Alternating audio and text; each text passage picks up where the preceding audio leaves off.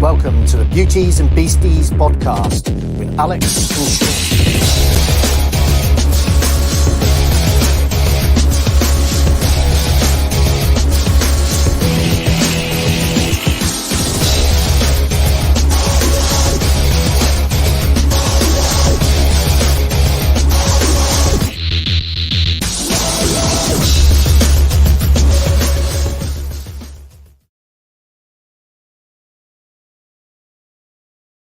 So, hello. How are we all doing?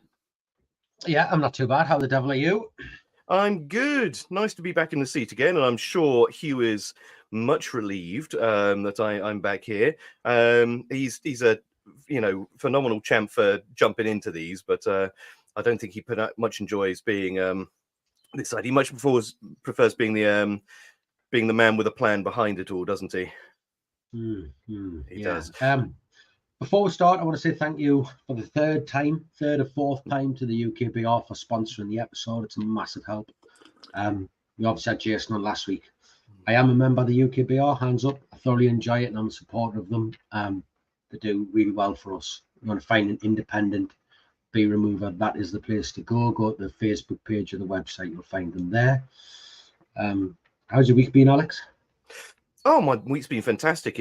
I have actually not stopped since I saw you guys at Pestec last. I had, of course, as you guys were discussing, I had a level 2 course 2 weeks ago up in Edinburgh, which was a full week. This week I've had field biology visits. I was teaching people about moles. I believe Alan's actually running a mole course this weekend as well, because we've got some of our ex-guests on this. I won't name names, but they've all gone up to see him off the back of the podcast. And what else did I do? I did one more thing on Monday. Lord, for the life of me, I can't remember. It's been busy though. It's been frantic and it's been absolutely fantastic. So I've loved it. Big congrats to Wayne being the first one to actually say hello. You've beaten Niall today and Mandy. Don't know what's gone on there. That's gone horribly wrong if they're not the first ones in there, but hey ho, there we go. How about you, Sean? What have you done? What have you been up to this week? To be honest with you, I'm going to piss on your chips a little bit here, and I want to get it out of the way before. I want to get out of the way before John comes on. There was some negativity this week surrounding the series of the Asian Hornets, and I want to deal with it now because it's ended up with a regional bee inspector almost threatening Hugh in a very childish, I'm going to get my big brother manner, sort of like it was absolutely pathetic, to a point where I understand everyone's passionate about this subject for very good and very honest reasons. But if you can't be nice, what was it to say? If you can't say anything nice, don't say anything at all. Like, if you're going to come onto the pages, that I believe now it's got to a point where a regional bee inspector has actually been blocked off an Asian Hornet Facebook page with 4,000 people because of his behaviour. Like, that's not acceptable. If you're going to come on here and be a prick, I'll block. We've spoken about this as a team. If you're going to come on, you'll get blocked. Everybody's entitled to their opinion, and you can ask robust questions without being an arsehole. Do you know what I mean? Like, just don't do it. It's not welcome. It's not wanted. But now that's out of the way, we're not going to let it spoil this evening, are we? No, we're not. And I think that's a very good point to make, which is everyone's entitled to their opinion, but your opinion has to be, it can't just be aggressive and bullying at the end of the day. We're here to learn. The whole reason that we set this podcast up was to try and put people together, to introduce people to faces in industries and to other industries, and to bring some knowledge and fun to the whole equation. And if I agree, if we can't have fun, I agree. Yes, okay. So, I'm glad you brought that up, because that was. I have got something very interesting to tell you. Oosh. Guess what I bought this week? Do I have to have sensible guesses? Yeah, no. Yeah. It arrives on Sunday. All right. Does it require a foot pump, and do you have to give it a name? It's got a name. No foot pump required. All right, so that's my first and second guess is gone then. Sorry, go on, tell us what it might be then. A Harris Hawk. All right, yeah, definitely don't use that foot pump on that. That would be awful. Yeah. So we obviously spoke about this previously on the podcast, that it was something we were looking to do with Dale, one of the lads who works for us. So he is going going to be the proud custodian of a female Harris Hawk from one of our guests, Matthew Price. So it's worked out pretty good for us. So stay tuned for the progress of Dale and the Harris Hawk, which I don't even know what it's called, but it arrives on Sunday, and I'm sure we're going to have some stories of how I'm we going to get say, there. guys, So, yeah. if it's not been named yet, can we have some good suggestions? You know, some good Harris Hawk suggestions for comments in the for names in the comments, please. I think last time we did this game, I think we tried to get them ages ago to name one of my beehives, and I think off the back of that, my beehive is still called Beyonce. So Yeah. there we go. Yeah, I think it was. Yeah, I remember that. Yeah. But without further ado, because I've got a funny feeling tonight is going to be an episode full of information. Let's not waste time. Let's bring the man on. The man who has been probably, and I'm sure he doesn't mind saying, he's our most contentious guest so far. That being said, I had the pleasure of speaking to him during the week, and he's not like that at all. So it might be a little bit different for some. So Danielle Beatty says, Sean, you know the name. Tina? I can't remember. You'll have to tell us. I told Dale it was called Tanya because he's got this loving for a very large lady who sings like sort of country music or something like that. I can't remember. Tanya. So I told him it was called Tanya. He was like, never. I said, yeah. So he ran round and told everyone it was called Tanya. And then I went, mate, I just made that up. So I don't really know its name. Well, okay. The thing is, though, it's like when people tell you, you that's a made up word. I hate to tell you this, all words are made up. You know, I just made that name up. Of course you did. All names are made up. They have to start somewhere. So Tanya's his name then. Tanya so far, but we'll probably tell you its real name next week. But yeah, so let's bring him in. John, the main man, from Jersey. It's a female Harris Hawk. Hi, John. Good evening. Hello, John. How are you doing? I'm very well. Come on, John. Tell us a little bit about yourself if nobody doesn't know who you are. I'm John De Carteret. I'm retired. I'm from Jersey and I live in Jersey. I was in the local police for 32 years and I spent 25 years in the forensic side of that, which is now be called CSI. So an eye for detail, photography, and those sorts of skills. And that's, apart from being quite a poor beekeeper, I have to say, the photography got me involved in what we're going to talk about tonight, producing series of photographs for people, because I'm sure everybody can see clearly what's hanging over each of my shoulders. They're easy to see, these nests, aren't they? But when they're in the wild, they're not. And so I don't quite do as much as I used to, but I used to treat the hornet's nests as a crime scene, approaching from a distance to try to challenge people to say, from 100 meters away, can you see this nest? And we've gone on from there. And it's John. It's interesting that you say approaching these things like a crime scene, because I've recently taken on a lab tech, and she's got a degree in forensic science, and I've been having a lot of conversations with her around what she learnt in her degree and the methodology that she used to, she was taught to approach these situations. And I think you'd be surprised to know that there's actually probably a considerable amount of overlap between the way in which pest managers think and the way in which the forensic sciences teams are taught to think. And it'd be very interesting actually probably to get your views on that at some point over the evening, because it's just a series, and the same here with the Asian Hornets. It's a series of little crime scenes, isn't it? It's a little whodunit, where they're coming from, where they're going. And there's an element of a methodical approach and the rest of it. So it would be very interesting to actually not just hear about the Asian Hornets, but your experiences with forensic sciences, and if you ever considered being a pest controller at any point in your life, maybe. I can put that one to bed straight away. So I'm not a pest controller. I'm not qualified in pest control. I can tell you the chemicals. I've got a massive sheets here in front of me from various presentations that are given. So I can tell you the pesticides we use. I personally don't get involved in the higher up nests. I have been in the last, so this will be my 8th year as a volunteer with the Jersey Asian Hornet Group from the start. I've been to somewhere between 250 and 300 nests in that time. most of which I've either taken out or been part of the group taking it out by various methods. We have, I know it's a point of discussion that we have volunteers doing effectively pest control work. But the situation we're in here is that even though we feel that we are exerting some control, the numbers are still quite large. And with our volunteers finding 3, 4, 5 nests a day, I think the record is finding 8 nests in one day. You need to have the resources to destroy those nests promptly. And one of the things we try and do here is be dynamic. And I can tell you, for instance, that over 50% of the nests we find are destroyed the same day or the following day.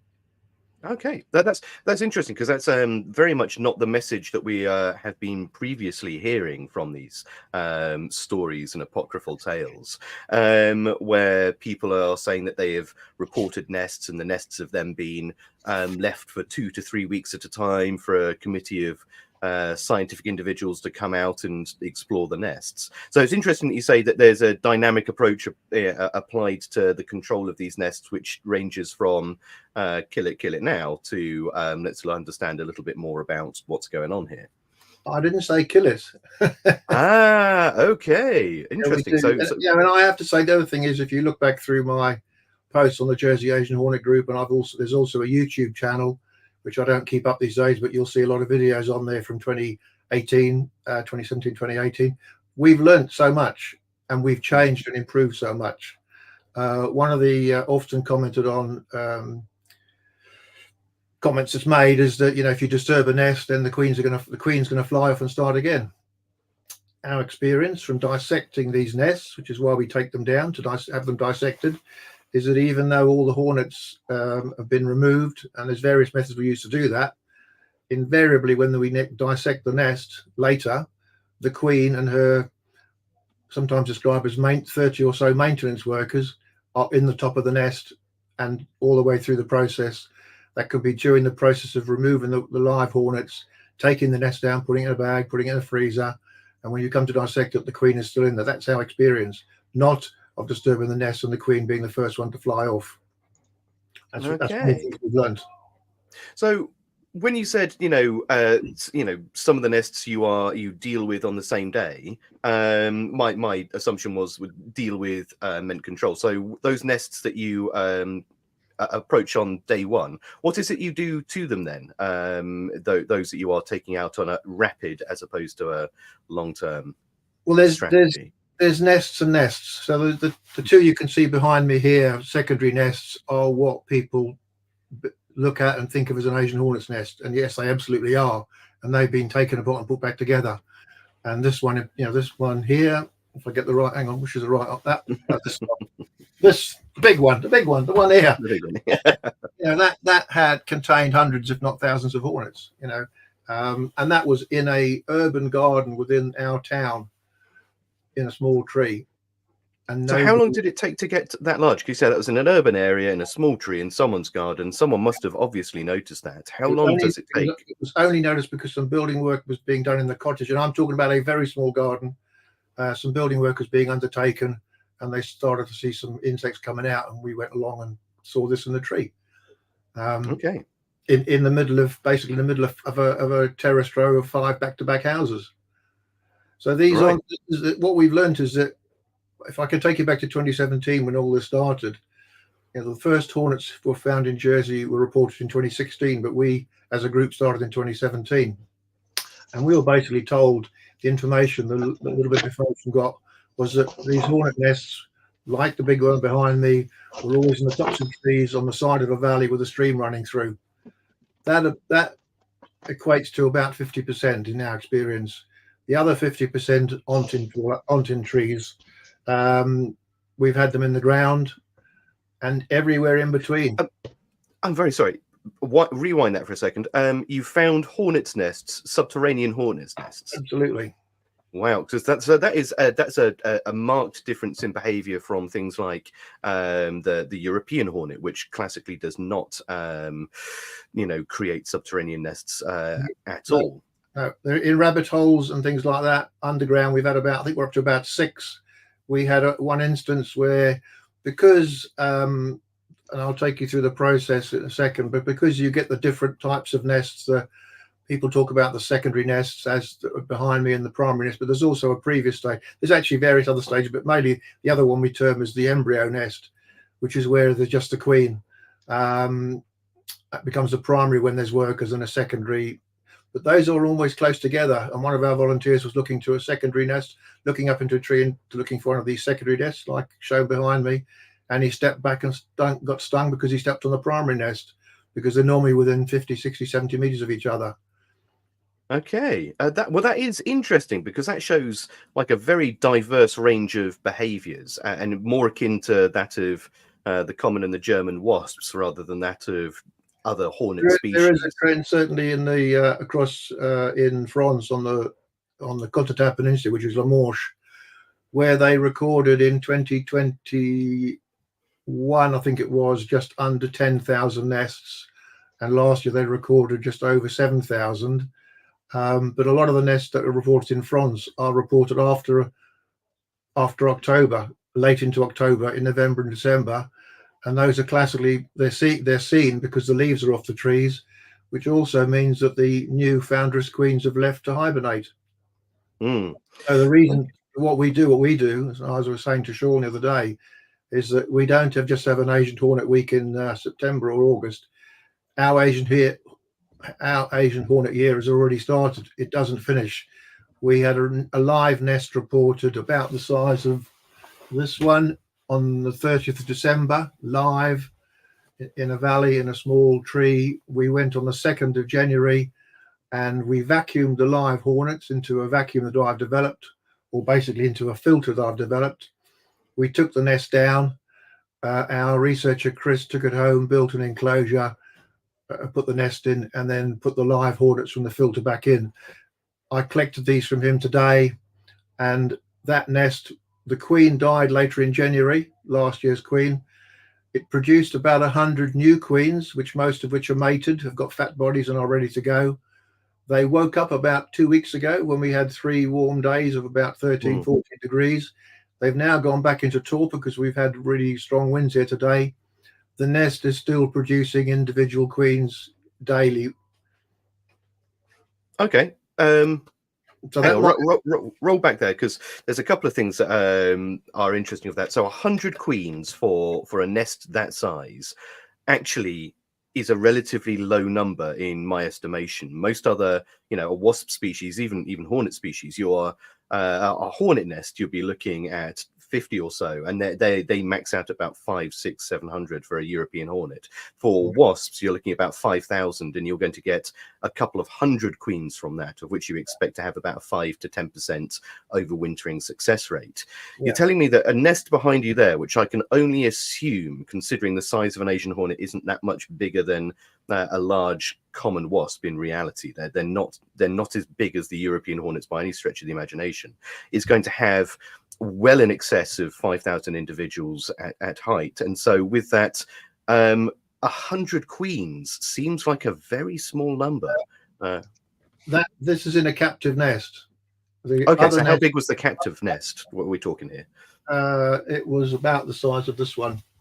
Right. Okay. So about the size of a standard, that looks about the size of a football size. But he's taken other nests that I've taken to him that we've taken out live. One of the reasons we do it.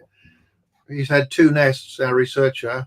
One, the capacity, it appeared from the cell size, to produce 12 queens, whereas the other one on the same day had between 350 and 450 queens. Our colleague Dominic in Belgium has had nests with the potential to produce 800 queens. Okay, that sounds a little bit more along the numbers that I was expecting. The captive nest we know is in artificial, but the point is that it's still producing queens now. They're still emerging. It's very unusual. We don't know why it was still alive at the end of December. The queen should have come out in October into November, and the nest should have died. So, I mean, we're basing a lot of this understanding, we're talking to people in France, we're talking to people in Belgium and Spain, Italy, and places like that. But how much information is being brought back from Southeast Asia, because it's a much warmer, much more tropical climate out there. It's highly likely that they don't go through the same period of torpor that they would do in this more temperate climates of Europe. So do they go into an extended torpor out in Europe, or do they simply just slowly release queens over the course of a year? Is it the same life cycle that we find out here? I can't answer that question. I can only answer really what we're experiencing here, which is why we're doing the research. We do have access. We're part of a pan-European group. We don't have any connection to Asia, although I did have some South Korean investigators on my page for a while.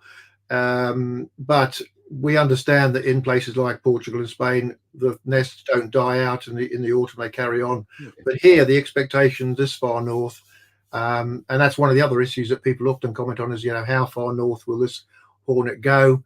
They've had nests in Hamburg, which I understand is on the same latitude as Dublin. And they've had a live queen in Dublin. So this insect is highly mobile, but on human transport, basically. And our situation here in Jersey is because of our geographical situation. If you look at the map, we're only 12 miles from France, and it's been calculated that on a following wind coming across from the Normandy Peninsula, which we suffer from in the spring, exactly at the time the queens are emerging, they can make the flight over in 14-15 minutes.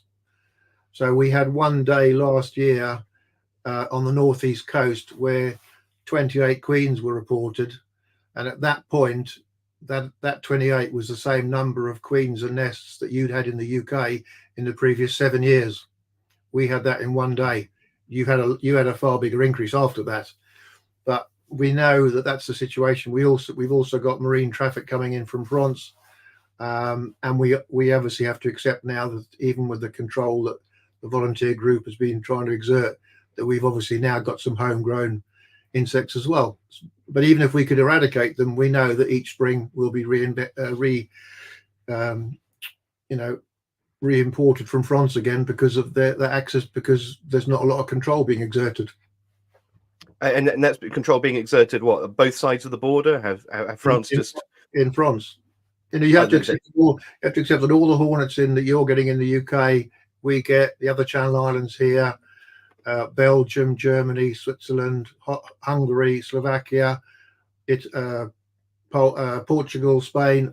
All those hornets come from France.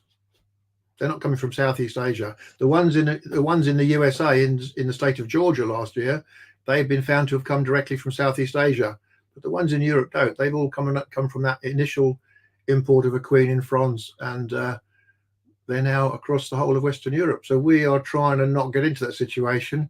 Some of the things we do, people find a bit strange, because we're trying to learn about these insects by doing these nest destructions. But one of the things we found, and certainly across in Normandy, the increase in the nests lower down. So you're not talking about, the tallest, highest nest that's been treated here with a telescopic lance is 27 meters. Our friend Dominic in Belgium has done one at 38 meters, and he's got some more extensions for his lance. So which lance are these? I imagine these are things like the AR8. So they've got a pneumatic cylinder on the back of it. Either. The Air-Adic lance. Okay. Which you add sections to. I say that's not part of it. That's one of the things I don't get involved in. And the other thing I should say is that for you guys, from the very start in 2017, we have had 2 professional pest control companies within the program, and in fact, our government paid for them to go to France in 2017 to learn the techniques for dealing with these insects, and they're all pesticide qualified. Obviously, that's their job. So we work to the volunteers, but the problem is with only 2 companies, one of which is a one-man operation. If our volunteers find 3, 4, 5 nests a day, then they're swamped with people, because you need 3 people at least to deal with a nest, especially if you're going to use a lance. And so we need as many people dealing with these nests as possible, because we need to be dynamic. So we have got people here, experienced people tracking, who after the trapping phase, and I'll explain what we do in a minute, we move to an open bait tray. So we just put out the attractant on an open bait in the countryside, And we said last year that you could put one of those out anywhere in Jersey, and we think within about 30 seconds you'd have a hornet on it. Now, we know some of our more experienced trackers will put a bait down on a tray, and they'll interpret the behavior of the hornets coming to that bait, and they will turn around and say, there are 5 nests. These hornets are coming from 5 different nests. And so what we want to do, they will concentrate on one line of sight to find the one nest. As soon as that nest is found, it's very important to get it destroyed as quickly as possible. Take that one out and work on the next one and work around, because you have to get all these nests destroyed before you move into October. Because as you move into October, you stand the risk that the queens will be emitted. And we know they're not all emitted on one occasion. What this captive nest is telling us is that the queens are coming out over a period of time. They're not all coming out in one day. So that's the sort of thing we've learned. I mean, and there's a tremendous amount of science behind this, and I'm going to shut up in a minute because I know Sean's been itching to ask questions here. But one of the things I was asked by one of our pest manager colleagues earlier this week was, has there been any work into looking how to use things like drones and other sort of like technology in this sense? Because we've seen it, we've all seen David Attenborough, Life in whatever it is, where they've attached a shiny sort of like RFID foil or even sort of like a luminescent foil to the back of an animal and chased it through the jungles of wherever the jazz with a drone with tremendous success. I mean, surely there is got to be an element of that technology that we can utilize rather than having a trail of volunteers having to run frantically over field and dale trying to find an Asian hornet as it disappears over the horizon at 17 kilometers an hour, whatever it is. Has there been anyone doing anything like that? Yes, since 2017 we had a drone. Okay, and how well's that worked? It doesn't work. Oh, okay, right, fair enough. Why? Because these nests, which are about 30, 35 degree, you know more about that than I do. I'm not an entomologist or a scientist. For these nests, the inside is 30, 35 degrees. The exterior envelope is within a degree of the foliage. So we used a drone with thermal imaging. The drone, famously, my video went viral as Killer Hornets Attack Rescue Drone. We used the local Fire and Rescue Services drone, about £20,000 worth, equipped with every modern convenience. It flew up and it got attacked by hornets. And when it came back to the ground, it was covered in what we thought was venom. And we subsequently and everybody thought the hornets had attacked it. We subsequently realized that the drone had inadvertently, because we didn't really realize, or the operator didn't realize, the drone operator flew this massive great drone into the flight path where the hornets are coming out of the nest and flying down. That was right on the coast and flying down into the bay and traversing across the bay. So as he flew into their flight line, he chopped a few up. So the attack pheromone was released and they came into. But basically, he was looking at the nest with his thermal imaging camera. You could see the individual. I've got all the videos. You can see the individual hornets flying by as little red spots. You can't see the nest, which is about 2 foot. I think that one was too big to go in a Eurobin. You can't see the nest. We've had FERA here with drones. We've had all sorts of people here. We've had people here doing audio research. We've had people here doing AI identification. We have provided the basis for a lot of the UK agency research from academia and government. We've had a lot of beekeepers come down here. We've had a lot of government officers, the bee inspectors from England, Wales, Scotland, coming down and coming out with our volunteers, being shown how we do track and trace, because we've really pushed that forward. Okay. I mean, it's fantastic to hear that there's so much technology going into this, and it would be lovely to be able to actually see some of the papers that come out on this, because that's what would help manufacturers and developers to actually make sure. One of the worst things, and I'm taking a bit of a tangent here, but you're from a scientific background, is when people do not publish negative data. When something goes wrong, people don't publish, and it's one of the biggest things. So you have an idea, you come up with a good idea, as we've just obviously done here, and of course you're not told it doesn't work up until the point that you go to proof of concept and you've spent all that money developing it, and someone says, yeah, we tried that 5 years ago, but we didn't tell anyone because we didn't want to look foolish. So I mean, is there anywhere where all of this data has been compiled? Is there a place to have a look for these studies that have been undertaken throughout Jersey, or is it just on a case-by-case basis? I mean, is anyone holding any of this information in a So central way? it's basically the material that makes up the Jersey Asian Hornet Group on Facebook page, because it's all posted on there. That's why let's just say we take some interesting comments, because we post everything we do on there, right or wrong. And as I say, we're changing all the time. And we post it all, so people are sometimes critical of, but they don't really understand why and what we're doing. I'm not in it to kill individual hornets, and in fact I don't like killing individual hornets, or I'm quite happy to take the nests out. I'm hopeful that we can provide material, and a lot of material goes from Jersey for research at other locations in the UK. I'm hopeful that some material that we can pass on, somebody in the scientific world will pick up on something that we've not seen or we've not noticed.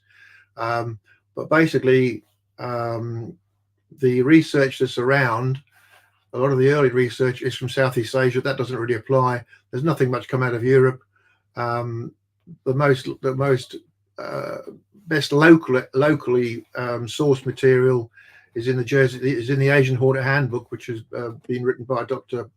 Bunker, which a new edition is coming out, and she's actually doing that research from a lot of material here and in the UK, because it's no good looking at these insects and think what they do in Portugal or Spain or Southeast Asia.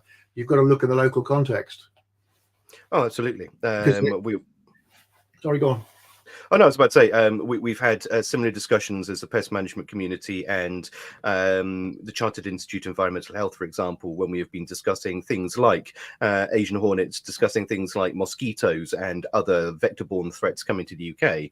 And the problem is we've never really dealt with these pests, mosquitoes, vector-borne mosquitoes, Asian hornets, other animals. And the problem is the way in which these are dealt with in their, let's say, home countries, where their countries of origin will probably be a better way of describing it.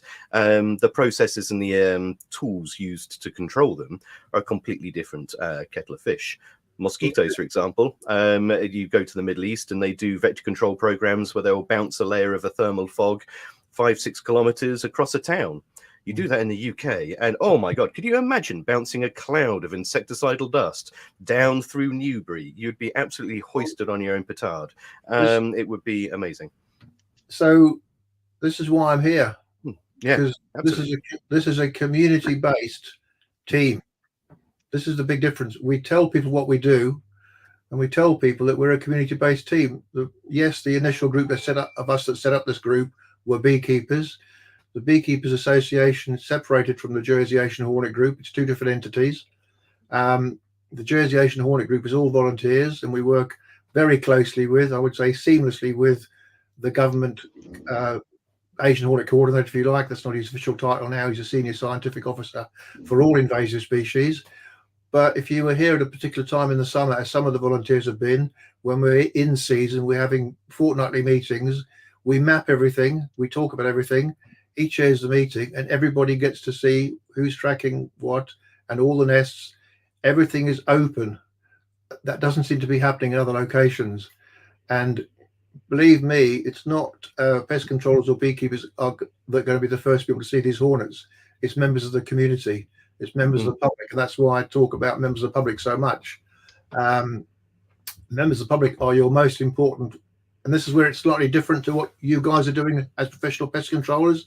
And I've got masses of paper here. I mean, it's probably not just why you say that, because professional pest controllers don't actively go out looking for wasp nests. Professional pest controllers respond to people phoning up saying, I've got a wasp nest in my porch, loft, granny annex.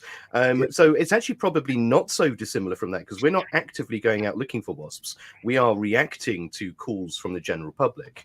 So yeah, it probably is going to be along the same lines, which is if the general public are going to be the ones calling us up, or at the very least, we will be responding to emergency calls from local authorities. But I don't think pest controllers will be actively going out with a dish and a can-do attitude. It's just unless, of course, it's going to put food on the table, which is a sad thing. So this is the difference of what we do here.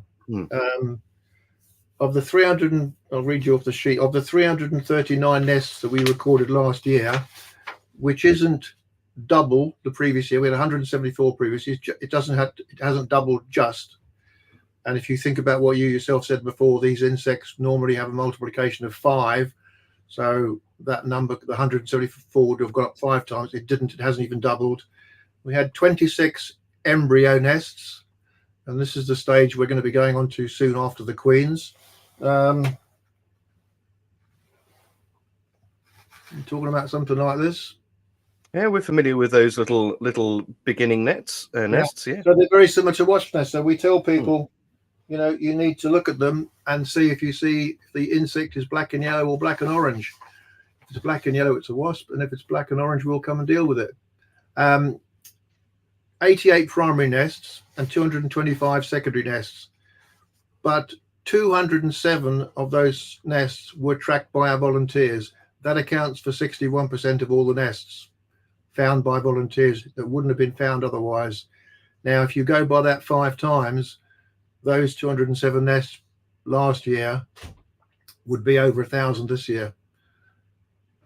So if our volunteers are going out and finding those, I'm not saying everyone would have gone through, but the general multiplication is 5 times per year. So that's what that's the gap that our volunteers are filling. And the reason is it just your volunteers, or are there other factors contributing to this number? I mean, these animals are designed to live in Southeast Asia. So is there a natural level of drop-off? Are you seeing predation from other species of animals? Are you finding things, you know, let's say the lesser spotted whatever bird is finding a taste for them? Are you starting to see, because it's been 8 years now in Jersey, are you starting to see the ecology starting to take a opportunity here, or is it, no, you know, they're imbalanced? Okay. Nothing is predating them except us, and they are interacting with European hornets. They have been. If you get very, very few people in Jersey had seen any European hornets, which is our native hornet. In fact, I went to the local biology's records office just at the start of Asian Hornets, where I'd gone to video a Asian Hornet's nest, which actually turned out to be a European Hornet's nest, which I'd never seen before. And I videoed it, and there were 30 or 40 coming out. And I went to the office and said, I saw 30 or 40 European Hornets yesterday. And the lady said, we've only got 6 European Hornet records for the last 100 years. So they weren't being seen. So I've seen they've come along with the Asian Hornets, you're saying, or are they? No, what's happened is, because of the attractants we use, we're now attracting them they get attracted to the attractant as well. So if you put an attractant, because it's a wasp attractant we're using, a wasp bait, because we use Trapit, which is commercially available because we've used that for 7 years. It's expensive. It's very expensive. The government pay for all that. They pay for the traps. They pay for the whole process, and there's no sign of them stopping that. They pay for all the nest removals. So what I'm saying is the attractant attracts other things, obviously wasps and European hornets. But if you get a situation where you've got European hornets and Asian hornets at a bait, if there's one of each, then they'll interact and they might fight, and the Asian hornet might fly off. But if there's 5 or 6 Asian hornets, it's the European hornet that'll stand off. So there was a feeling that European hornets, being much bigger, would kill the Asian hornets, but the Asian hornets just outnumber them by huge numbers. Huge numbers. So 2 questions in this, and then Sean, I promise I will shut up. But number one, Alistair has said, define establish. What is the parameters for in Jersey for what is it? What does the word establish mean for you guys? We will produce if nests if nests that were created last year produces local queens this year, rather than more insects coming in by whatever means, flying in or being brought in on transport. Okay. And the other question that came up was, of course, this one, which I'll leave out. But there are other parasitic species of animals that do live alongside social insects. So, of course, you have the greater and lesser wax moths that you occasionally find in old or deteriorating beehives. But you will also get things like hoverflies in things like classic wasp, German and common wasp nests. I'm trying to remember the name, Volatella or something like that. And what they do is both detrital feeders, but also slightly predatory in the sense that they will go and find larvae within that nest and predate upon them. Is there anything like that within the Asian hornet nests that you're seeing when you're dismantling these nests? Are you seeing other That's animals? right. So some of the nests have got some fungus spores in, and there has been something I understand recorded in the south of France of fungus in nests. We don't see a lot of that. We don't really see much taking them. They just, if you're near the nest, the just sheer weight of numbers of hornets would send most insects and most people away, which is the safest route. So the health PPE has to be up to standard. Yes, absolutely. Just to finish on the way we work, or one of the other slides here. So if you look at it in 100%, yeah, well, we tend to get Volsella zonario reported in about July. It's one of the lookalike species on the Asian Hornet Watch app. So there goes a period of time when they appear. But going back to time allocation briefly, so it's recognised that in Jersey the people in our population are very aware of Asian Hornets. I went to take out a swarm of honeybees from a property, got talked to the lady. She turned out to be the headmistress of a local school for 800 pupils. This is about 4 years ago. And she said, I'm pretty sure that all my 800 pupils know exactly what an Asian Hornet looks like, or that their parents probably don't. So the youngest person who's reported an Asian Hornet was 8, and the eldest was about 90. A lady who found it obviously hibernating in a pair of trousers that was famously posted on my pages, the Trouser Queen.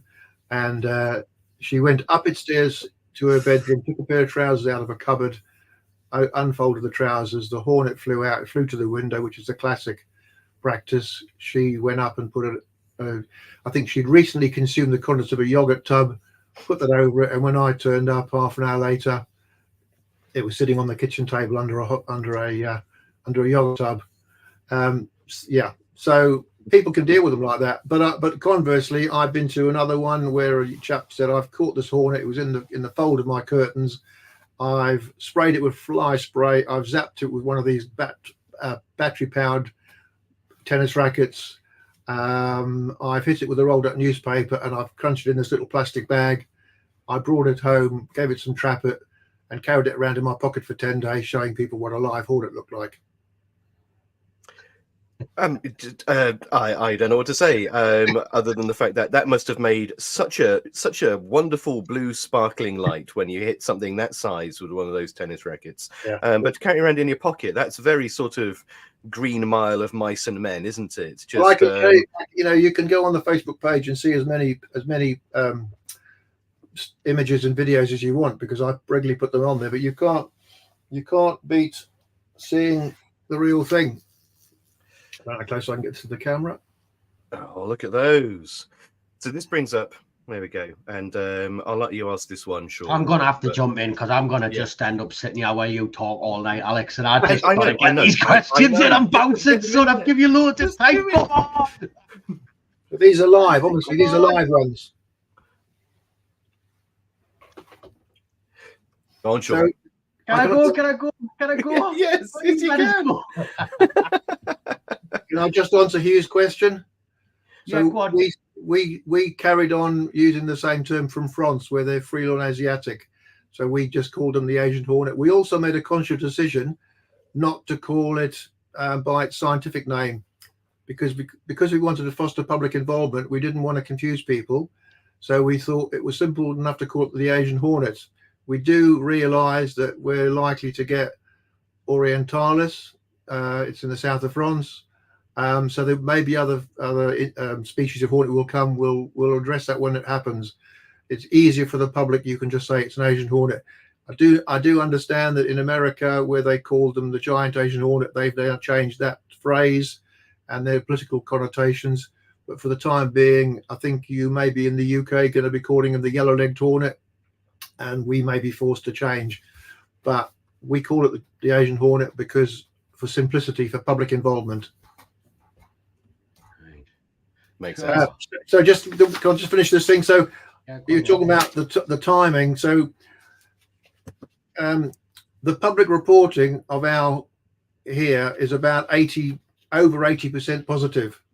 So unlike in other jurisdictions where there's tens of thousands of reports which aren't Asian Hornets, I think it's over 80% or thereabouts of our reports, when people phone up and report an Asian Hornet, or email or photograph, they are Asian Hornets. So that's about 10% of the program. 10% of it is taken up by people reporting. The following 70% is people tracking the nests. Now I'm talking about where there's track. I'm not talking about where you go along and just see a nest. 70% is the tracking of the nest. But even people who track the nest still struggle to actually see the nest. So the next 10% is actually people seeing the nest. And believe me, or we have people we had a lady who came over from Devon. I can't remember her name now. She came over. She flew over to Jersey and helped us for a couple of years, beekeeper. And we had people they knew where the nest was. They knew exactly which tree it was. They just couldn't see it. She'd arrive from the airport in a taxi, get out of the taxi and say, "Oh, there's the nest there." Just with a different pair of eyes, and you can just shuffle half a pace and see the nest or not see the nest. And the last 10%, which makes up 100%, is destroying the nest. And here, that's a combination of professional pest controllers and volunteers. And we look at each nest, whether it's a small primary embryo nest, primary nest, or the secondary nest, and we'll look at it and see, right, how can we destroy this the most environmentally friendly way? And to that end, I've got a sheet here. Just bear with me if I can find it. Oh, hang on, there we are. So last year, 69, that's 21% of all the nests were destroyed by natural means without any pesticide whatsoever. 32, 9% we destroyed using my Hoover, and this is the key part of that, which is an inline filter with a one-way valve that the hornets go in. I've had 1,300 in there at one nest, which I counted individually, and or CO2. That's something we've started off. One of our guys realized that CO2 had a method to play in this, so he got some old fire extinguishers. We do that. We use a freeze spray. I started off using a plumber's freezer spray, which basically knocks the insect down. We then went on to using an aerosol spray, so that was 6%. 9% we use the aerosol spray, which I think is digrain? You would know more about that than I do. Mm-hmm. The ones with the powder pesticide, roofs and walls, 49, that's 14%. FICAM D, we have a government order here which allows us still to use FICAM D, because we are not part of the UK. We are not part of the EU. We have an unusual situation as a Crown dependency. We are self-governing. We have our own laws. We have a almost brand new 2021 wildlife protection law, which specifies Asian hornets in the law. So we still have the ability to use those things. The Vulcan P5, which we trialed initially at the request of AFA, and we've adopted now for trees, 19 nests, 6%. They had to be climbed. And the trees where the extendable lance was used, which, as I say, is up to 27 meters locally, 122, 36%. We were trying to remove all the nests as possible. We put a trap up when the nest is found, and we put a trap up after the nest has been removed. We don't now take all the nests down if they're in the tops of trees. It's just not possible. But the guys are very careful, so you guys will know that when you put the lance up into these nests, the pesticide is blown in between the layers, between the combs. If on the top of the aeratic lance, the spike isn't just one hole; it has a series of holes up down the spike. So when you insert, and you need a spotter for this with a pair of binoculars to get the spike into the nest. The idea is you just slide it in, and you fire off the CO2 or whatever you're going to power it, and the powder is distributed. It has to be distributed through these combs horizontally. So if you just come up and shoot it out the end, it's not going to do much. And we've had 4, and our figures for last year of nests were slightly skewed because we had 4 nests that were treated with Vulcan P5 that after a month regenerated. So if you don't go back and check your nests regularly, you know what can happen. So we have a process where we deal with the nest, take the nest out and put a trap exactly, and I mean exactly where the nest was, unless it's high up in a tree. That is checked after 3 days. It would normally be full. It's emptied and checked after another 3 days. You should then be down to 2 or 3 or 4 or 5 hornets, and it's checked after another 3 days. You should be down to the 0. However, if after 9 days you've still got 20 or 30 hornets, that tells you there's another nest in the area. So you come in and start again, because we have areas where there are multiple nests. So, you know, this is the sort of thing we've learned. You can't just go and deal with a nest and walk away and that's it, done. It doesn't work like that. You know, we've had nests in barbecues, in chimeneas, in children's playhouses, in a boat, in roofs. I went to one with one of our pest controllers who happened to be a roofer, and somebody reported the remains of a nest had fallen out of a tree, and the remains of this material was lying on top of the roof. Fortunately, when I go in video, I put my suit on, as I did in this case, and got my telephoto lens out, because I then realized that it wasn't debris that had fallen from a tree. This was actually the nest material emerging from the concrete roofing tiles. And when the pest controller came along and slid the tiles out, I videoed all this, by the way. When the pest controller got his ladder up and went up and slid the concrete interlocking tiles apart, he disappeared into a cloud of hornets, because the nest was about 1 meter round, but only about 2 inches thick between the slates and the roofing material.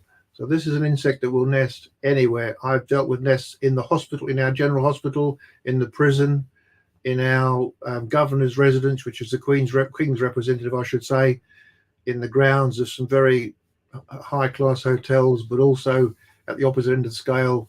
I've been in garden sheds where you lean against the garden shed, it almost falls on you. So this is an insect that we're finding anywhere and everywhere.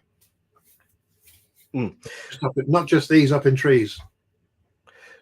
No, I think we're getting that, aren't we? Sean, Yeah. hit us. So, got to ask, do you think that the battle's lost on Jersey? If you get to a point where you could put a trap anywhere on the island and within 30 seconds you get a worker on it, is that indicative of the fact that the battle will keep going but the war's over or not?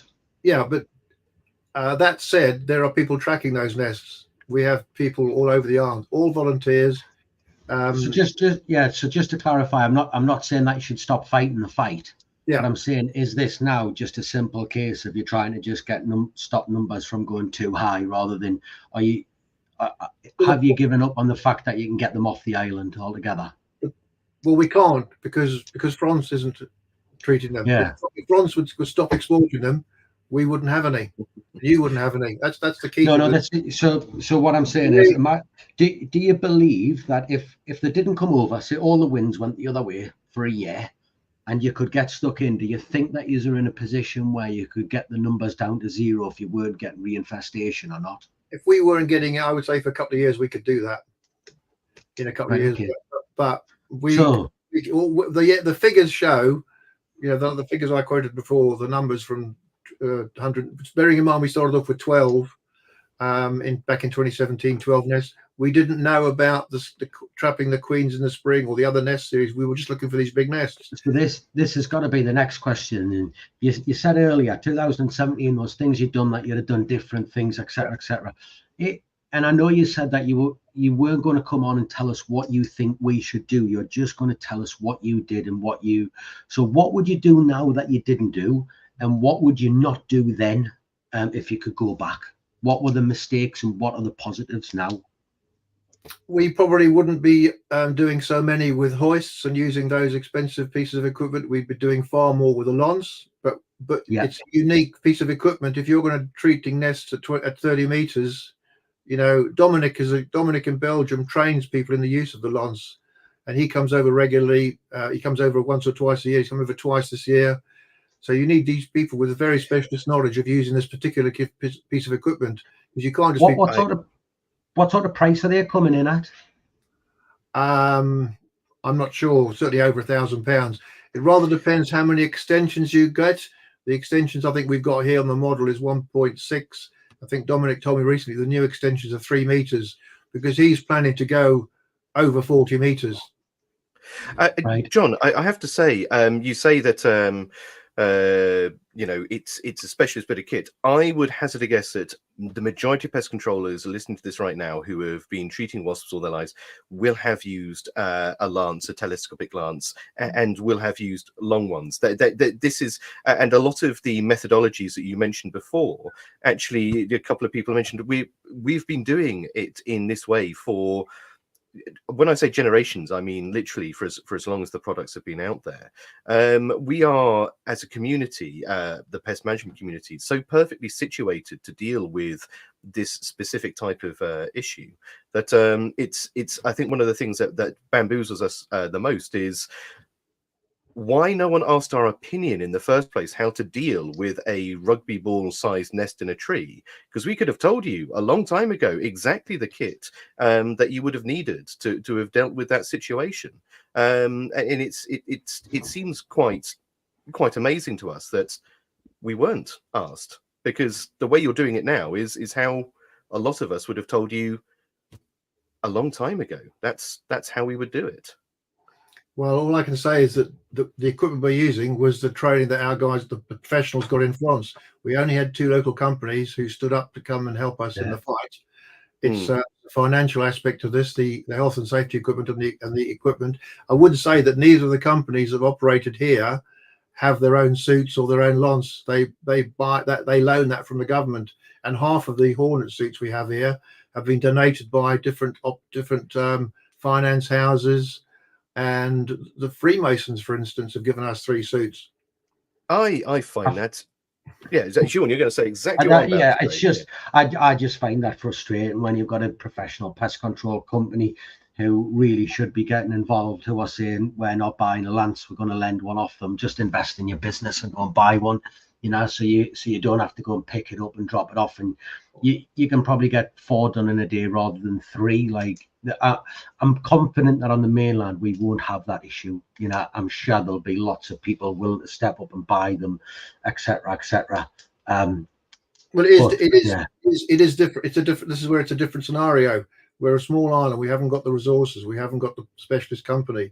There is only. I think there is only about 8 or 9 pest control companies in the island.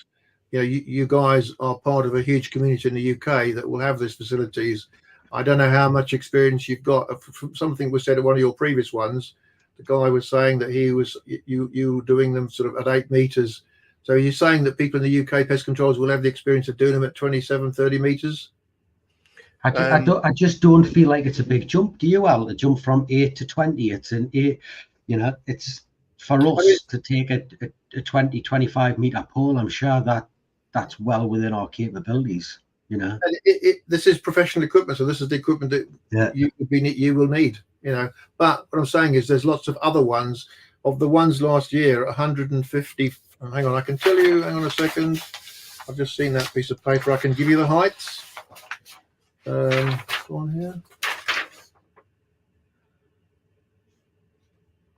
206 nests were destroyed by volunteers. All the low down accessible nests, or in trees using pesticide with the lawns after bespoke training. 130 nests with a cost by pest controllers.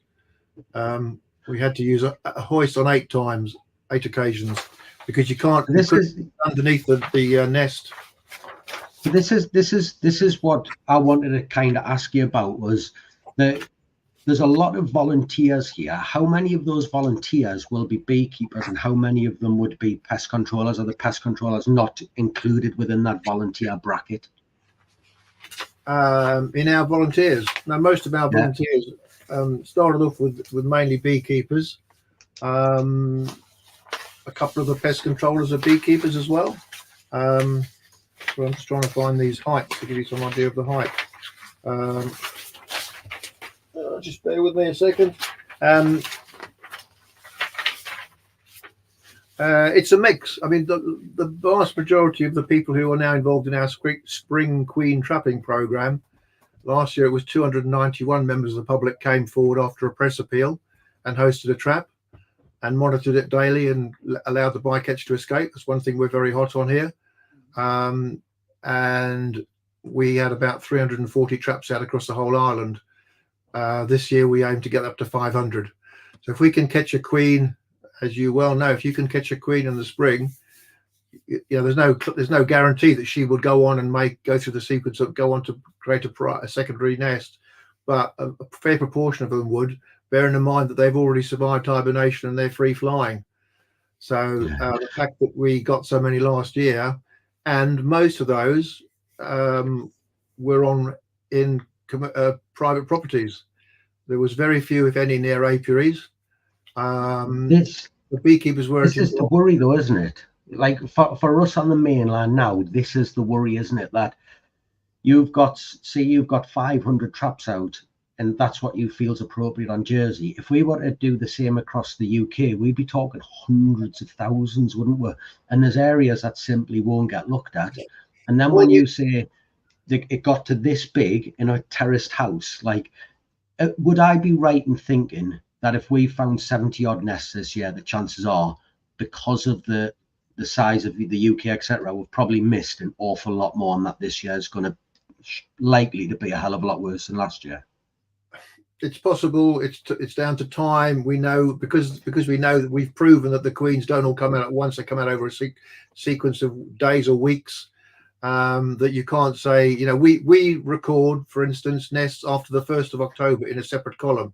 So from the 1st of October, we say there's a potential that nest might be producing guides. And so the reason we start from now, or we've already started because traps are already out. We've already had 5 queen reports, 3 plausibles and 2 live ones, or one was almost dead, one in the middle of our town and one at a zoological park.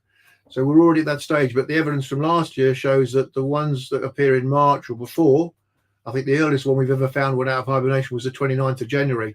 That's what I'm saying. In Jersey, it's almost a year-round program. But as we go into April, within the first 2 or 3 weeks of April, we expect those numbers to ramp up exponentially. However, the biggest numbers are in June. Because you see, Mike, Gillian says here, the MBU are adopting the same density of traps in areas where nests were found last year in the UK. My concern is that we are always behind the 8 ball on this, that we should be putting these down in areas where Asian Hornets weren't found, because what's happening is one's turning up, or 2 or 3 turning up, 4 nests turning up, whatever it is, and then the blanket's sweeping it. But if I'd have done it before, we might have been able to control them. Thoughts on that? But we'd like to think we're more thorough than that, because we actually review the nests. So not only do we have our members, so all these are mapped, by the way. These people are signed up under GP, under the data protection, and we map all the locations of all these traps. They're all mapped across the island. So we don't necessarily want neighbours offering to have a trap next to each other. We prefer them to be spread around so we get a good coverage. And we also factor in the nests that are reported after the 1st of October. And I've got the figure here, but I can't put my hand on it at the moment. But we also talk to our volunteers, our trackers, at the end of the season when we have a sort of wash-up meeting in December last year. Say, right, where were you tracking and you didn't find a nest, but you think there was a nest? So we factored those numbers in. So those areas are more highlighted in the trapping for this spring. So we're highlighting those, picking up those areas and putting more traps in. See, Jason's saying, yeah, we had 9 nests destroyed after October last year. And from what you're saying is by the time they get spotted with the leaves coming off the tree, the queens are out. So I'm guessing if we get to a point where we are regularly spotting nests in trees because leaves have come down, that's going to be a very bad sign for us, isn't it? Yeah. Yeah. That is why we start now. This is why we start trapping the queens. I know there's a lot of discussion about traps. This is the trap. This is the way we set up our traps. The Vita Farmer trap, cheap and cheerful. Some of these traps we've got, this is a new one, but some of the traps we've got are 5, 6, 7, 8 years old. So looked after. I don't know if you can see that, but we put a ring. These have got a ring of 7mm holes this year. The sponge, and on the top of the sponge, there's 2 layers of mesh. I don't know if you can see that, of 1mm mesh. So even the smallest bycatch shouldn't go through there. Because if you do catch an Asian hornet in one of these traps, it's no good for trapping if they got their feet in the attractant. So when this is in here, the attractant level is designed to be in the foam below. so that the insects that come in don't actually come into contact with the sticky attractant. So then that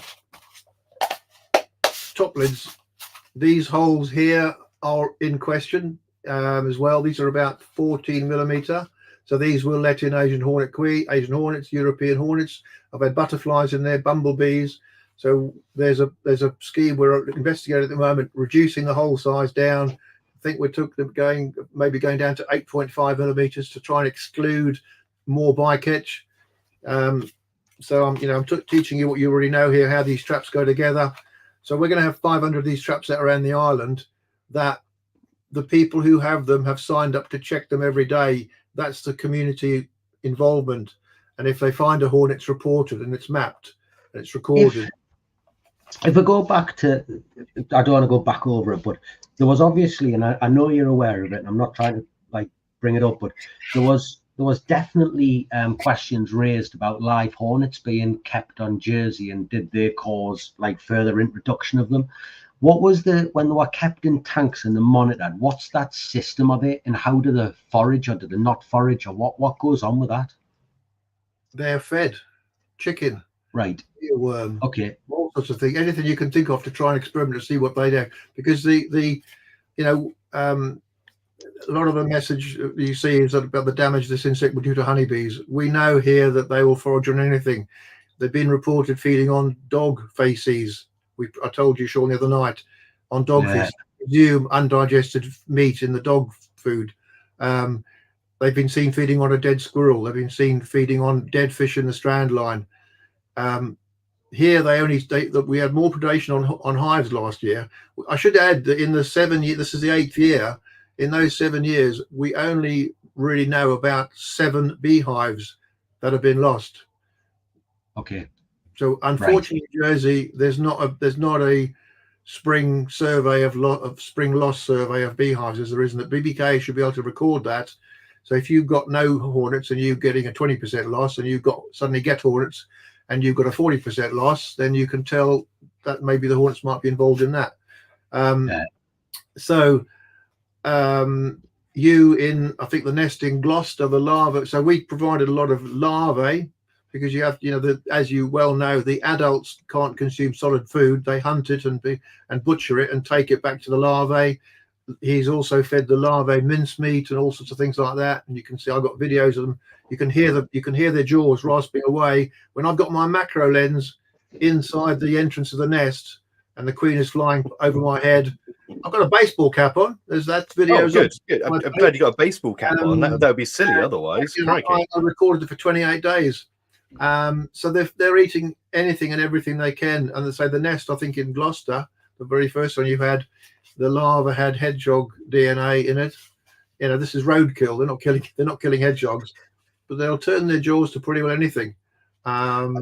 I'm not surprised by that, because again, we've discussed how a lot of their behaviors are similar to the other Vespro and Vespula species. You often see wasps and hornets swarming all over roadkill to strip the meat off that. So yes. Why these would do anything different? Of no surprise at all. Absolutely, they're a Vespa species, so they're all and they'll just and the other thing is, when you have wasps there and hornets, the hornets will take a drink of the attractant and then they'll eye a wasp, and then they'll pick a wasp up on the way out as they fly off, butcher it. There's a couple of videos online of them taking it. A lot of the material that you see is all about the Asian hornet taking bees. And yes, it does take bees, and we had a very sad situation. One of our most experienced beekeepers, and a member of this, one of the founder members of this group, who had unfortunately some hives in a real hornet hotspot on the northeast corner. And when he went along, he found, I think he said he killed about 125 hornets in the hive. They'd killed all the adult bees. They were taking the larva, because the larva of honeybees is like ready meals. They haven't got to do it in string, and they were also starting to uncap the honey and take some of that. And he killed about another 100 outside the hive. So we've had a couple, but not the hundreds of losses of hives. That they're increasing because we had more hawking reported last year. Because I was always off chasing hornets, I didn't notice the hawking on my hives. My hives were predated by 4 hornet nests in the area, which we found eventually and I was involved in the destruction of 3 of them. I got a muzzle as the muzzelier. I didn't have that on. I had no high protection on at all. If people want to put high protection, they can do. It's costing money to have a harp. If you might have heard about electric harps, things like that. There's various things you can do. But the message here that we have in Jersey is the only way you're going to stop the predation is to find the nest. And that's what we do. And in fact, if a beekeeper phones up to report hawking at his hives, he will be asked to catch and mark and release and track, and at the very least, catch, mark and release, which is the key things that we do to track a nest. You have to be able to mark the individual hornet, because once you've got an individual hornet marked, you can time that individual, and you can also record the direction of flight. We've got radio tagging system available. We've got the streamers that were developed here last year, which is a shiny piece of tinfoil, which our researcher has worked out a very simple way about. There's videos on the Jersey Asian Hornet Facebook page. You can see those hornets with the naked eye to about 350 meters, and with a good pair of binoculars, you can see to about 500 meters. So in that case, you are probably halfway to the nest. Although we're saying that, they'll go up to 2 meters from 2 kilometers from the nest. So the nest's on right there. The difference is, and I've said to people who've told me about in the UK, that the vast areas, but my reply to that is, well, if you're sitting in somewhere and a hornet comes and visits your drink or whatever, then the nest is going to be within normally a kilometer and a half maybe. So you're not looking longs of miles, and you can very quickly get it by catching and marking the hornet if you're allowed to do that. And I know you're not allowed to do that at the moment. Our people do that all the time. We're licensed to do that by the government, but it's a volunteer thing. You can very quickly, within an hour, have some rough idea of where the nest is likely to be, and cut that distance down. I would hang on a sec now, because I want you to take over here, because we spoke a little bit last week about it, but I'm sure it will have happened on Jersey. I don't know, but going off label with insecticides. So what was it called last week? What did they call it? Fipronil custard. Fipronil custard, yes. Yeah. What sort of rumors are you hearing? And then Al's a bit of a chemical geek, and I'm not. So he's definitely the man to ask you about this. But what have you seen tried, and what's the theories, etc., behind it? Well, it's illegal. It's illegal in the EU, in the UK. That's the first thing. But straight away, we know it's used in Europe. And all I would say is, if it's being used in Europe, why are you getting hornets? Yeah. If it's been, you can assume that people desperate who are losing tens of hives are going to try everything they can. But if it was a successful method of controlling numbers, why are you getting hornets more and more? Why are we getting more and more? So I would argue because no chemical is by itself magical, and so with that, it is all down to the knowledge, behaviors, and practices of the people applying it. You could have the most, Asian Hornet specific chemical out there, and if you don't apply it in the right way, it may well be no more use than a paperweight sat on the floor. The chemical is only one half of the equation, and the thing that worried us when we heard this last week is not only is the chemical one half of the equation, if you don't use it right, it won't work, but if you use it wrong, there could be some significant issues downstream, and significant issues in terms of there's a lot of communities out there that see pest management as the purveyors of doom and gloom and destruction at all measures. But we're really not that, we're not all that. We have to be that on occasion. But to hear that people are using such chemicals so cavalierly off-brand, whilst we are struggling to try and do everything by the book, it ruffled some feathers, I have to say. Last week it definitely started some conversations around this, but it's by no means is this pointing a fingers exercise. It's just interesting to hear how people are so worried about this whole thing that they are prepared to do something that they know is not necessarily correct in the eyes of the law in order to try and combat these animals.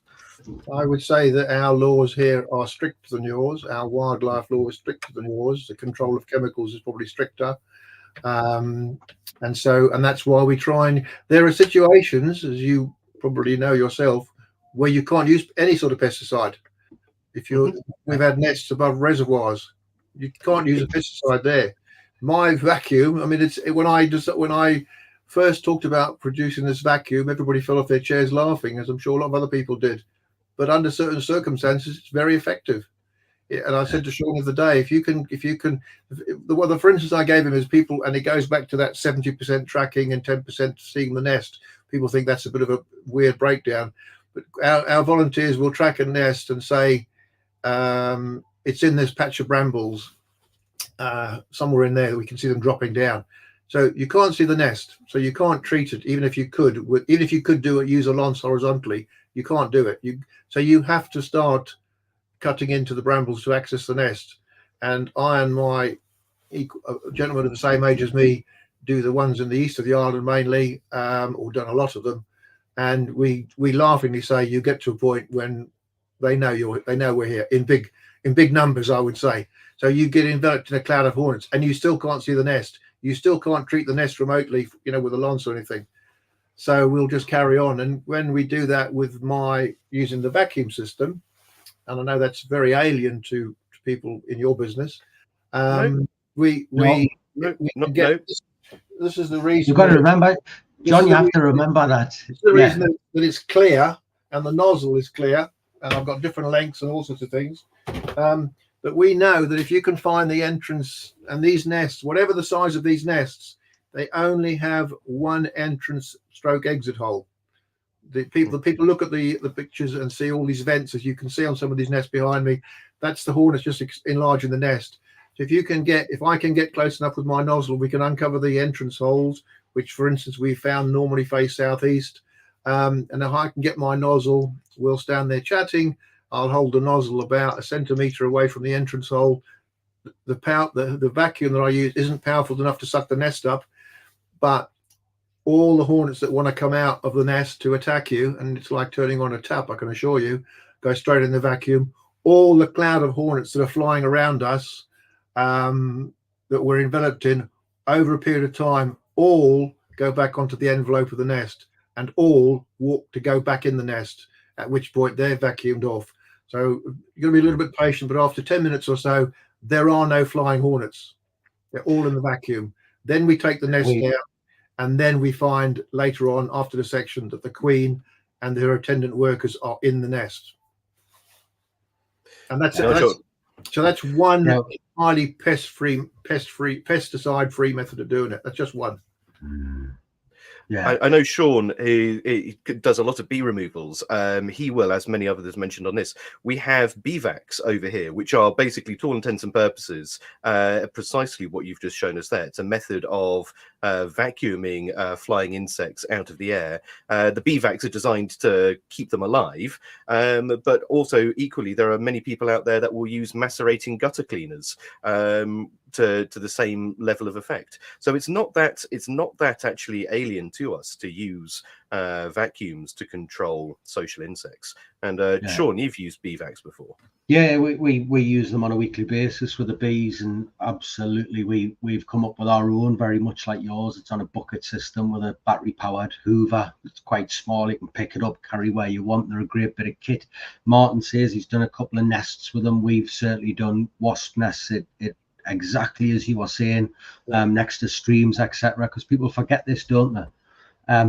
But when you were talking about chemicals, I was under the impression that Jersey was like blanket at one point, at least, where it was like no chemicals. So early on, were you allowed to use FICAM and stuff like that, or was that just a plain no?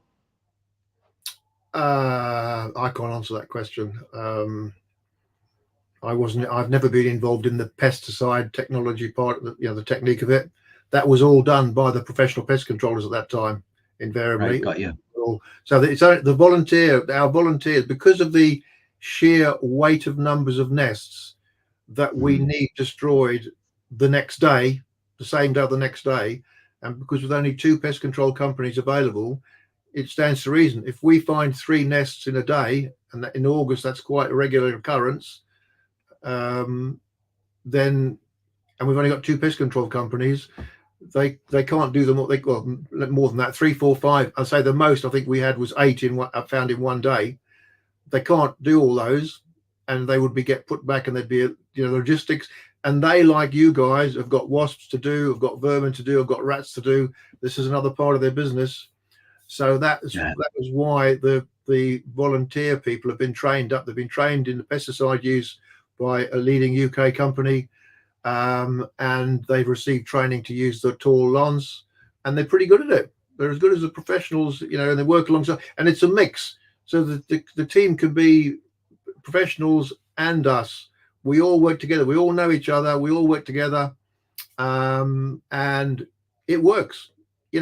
We're a small island. We can't, if we get a nest, we can't fly a professional pest controller in from the UK who might want to do this.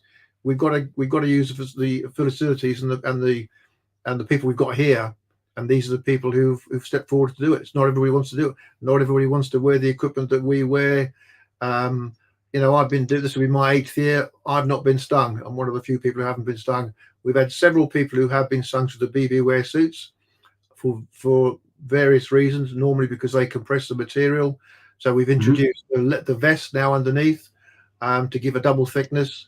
I, for instance, wear a long gauntlet glove with another BB wear gauntlet. So on my arms it's triple, because these hornets, believe me, will find out. And I guess it's the same with when you're doing wasps. If there's a weak point in your armor, they will find it. And I, as you probably, for anybody who's been on the Jersey Asian Hornet Group page last year, you'll see that I got behind my rather large glasses, I got hit in the eye by something, and it was talked about as being venom. Our researcher Chris thinks it's they're evacuating their bowels. And he actually, the nest, I think Sean said he's seen the video on the captive nest, which he was feeding with food dye.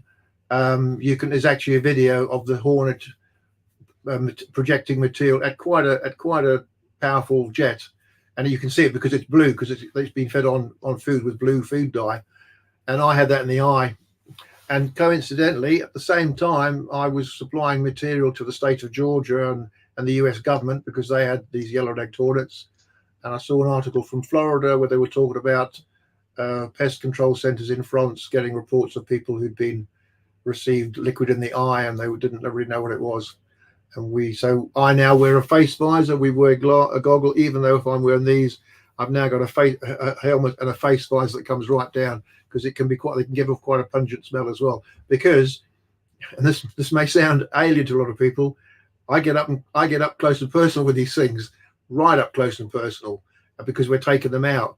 And although we can reduce the numbers, we are, whilst you're getting to the nest, you're quite often enveloped in a cloud of hornets. And because you have to accept that you've got to see the nest before you can do anything to it. Even if pesticide is going to be put inside, you've still got to be able to see it. And 10 meters into head-high brambles, you've got to cut in. And during that cutting in process, then they know you're there. And one of the things I can say is the report from Lamarche in the Cottontail Peninsula. They've seen almost a doubling of low down nests in brambles, and with that a rise in the amount of people stung. Yeah, and the people stung in Jersey last year were some of our volunteers, because some of them put them in there, because most of the people, unless you're doing nests like I'm doing, then they're not wearing, you don't need to wear, it's t-shirt and shorts job when you're tracking. And the other group that took a lot of stings was gardeners, home people gardening, professional gardeners, and people in their gardens. So because there are nests in shrubs, in bushes, in the ground, on the ground, under bushes, and that's what I say. That's one of the biggest things we've learned is that from 2017 is they're not all in the tops of trees, 30 meters up, where they're not going to come into contact with humans. 50% of them are, 50% aren't, and that's the caution for people. I tell you what's stressing me out about this whole series, and especially this podcast more than anything. I wonder whether we are at this moment in time preaching to the converted. And I wonder, when you say you've got 8 pest control companies and 2 have stepped up, like the people on this stream who are pest controllers are probably the 2 the 2 of the 8, the 25%. And I wonder if we'll get the same results of people becoming involved in the fight against them. And I think my gut feeling is that they're here in numbers. And I think we're massively behind on trapping, just from what you've said. If you're putting 500 traps out on there, and we've got, last year, I wasn't even contacted, and there was one a mile away from me. I haven't been contacted this year. I still haven't been asked to put traps out. And I just feel like we're going to get overrun incredibly quickly, John, just from what you're saying. What we do here, so now we are starting. We've started because traps are out. I would think by next week, certainly the week after, those 500 traps will be out and will be mapped, and we will catch hundreds of queens. What happens after that? If I can reach into my collection down here, where's it gone? I think, John, you might be the most over-prepared participant we've had on the podcast so far. This is amazing. Well, I kind of want to see what's down here. You've got a toy for every question that we're bringing up. Got a good one here. Hang on. So once we trap the queens, we then look for these.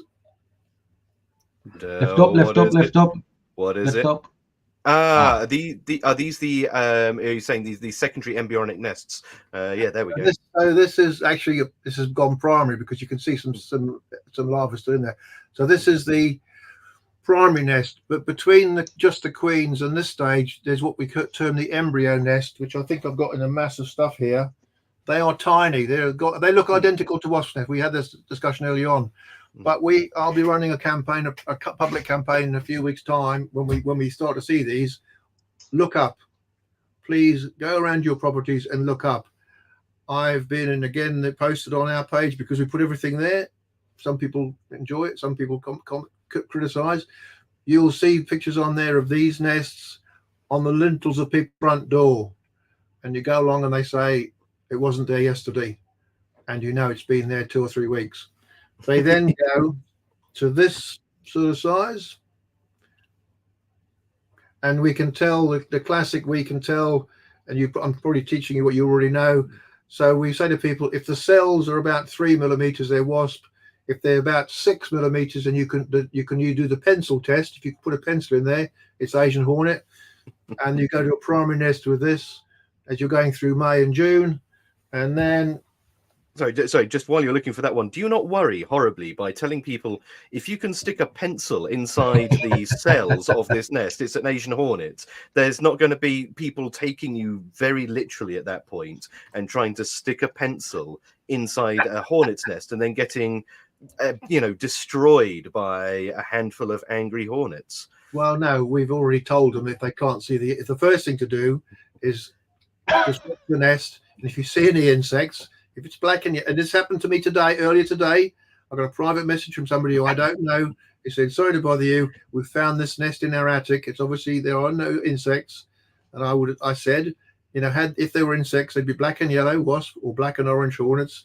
If you're going to take it down yourself, which a lot of people do, if this is the cell size, because if it turns out to be the bigger 6 millimeter basically size, that tells us that there was an Asian Hornet colony last year, which we've missed.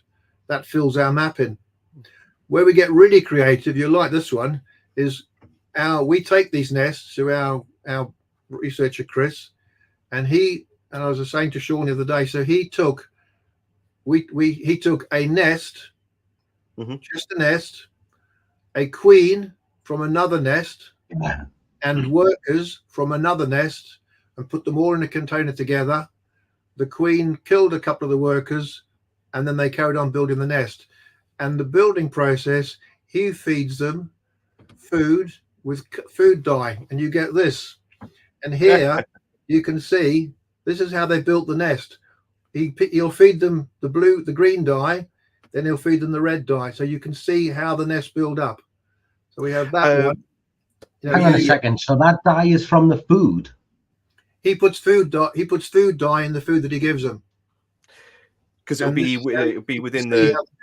It's created. We've got some fantastic, from the pest management community a couple of years back. So Lodi, I think it is every year, or is it may even be BPCA. Someone runs a competition each year for the most fantastic wasp nest. I'm not sure who it is. Someone in the comments will tell me. But one year, someone put a nest up that had been exclusively feeding on the polystyrene from an archery butt. The multi-layer archery butts, and so you could see these wonderful striations and patterns. But what you said with the wasps, subsuming other workers from other nests, again, not that surprising, because we've seen that behavior. We spoke to a lovely lady called Serian, who would talk to us about wasp behavior and ecology, but also many of us have seen it as well, where you've got one nest close to another nest, and one nest will do very well and one nest will do very badly, and it's because actually one nest will literally just subsume the workers from the other. So again, it's this social hymenopteron thing. You can even do it with bees. You often do it with bees. It's called bee. I'm sure you're a beekeeper. Queen, so this behavior of wasps doing that is of no surprise, really.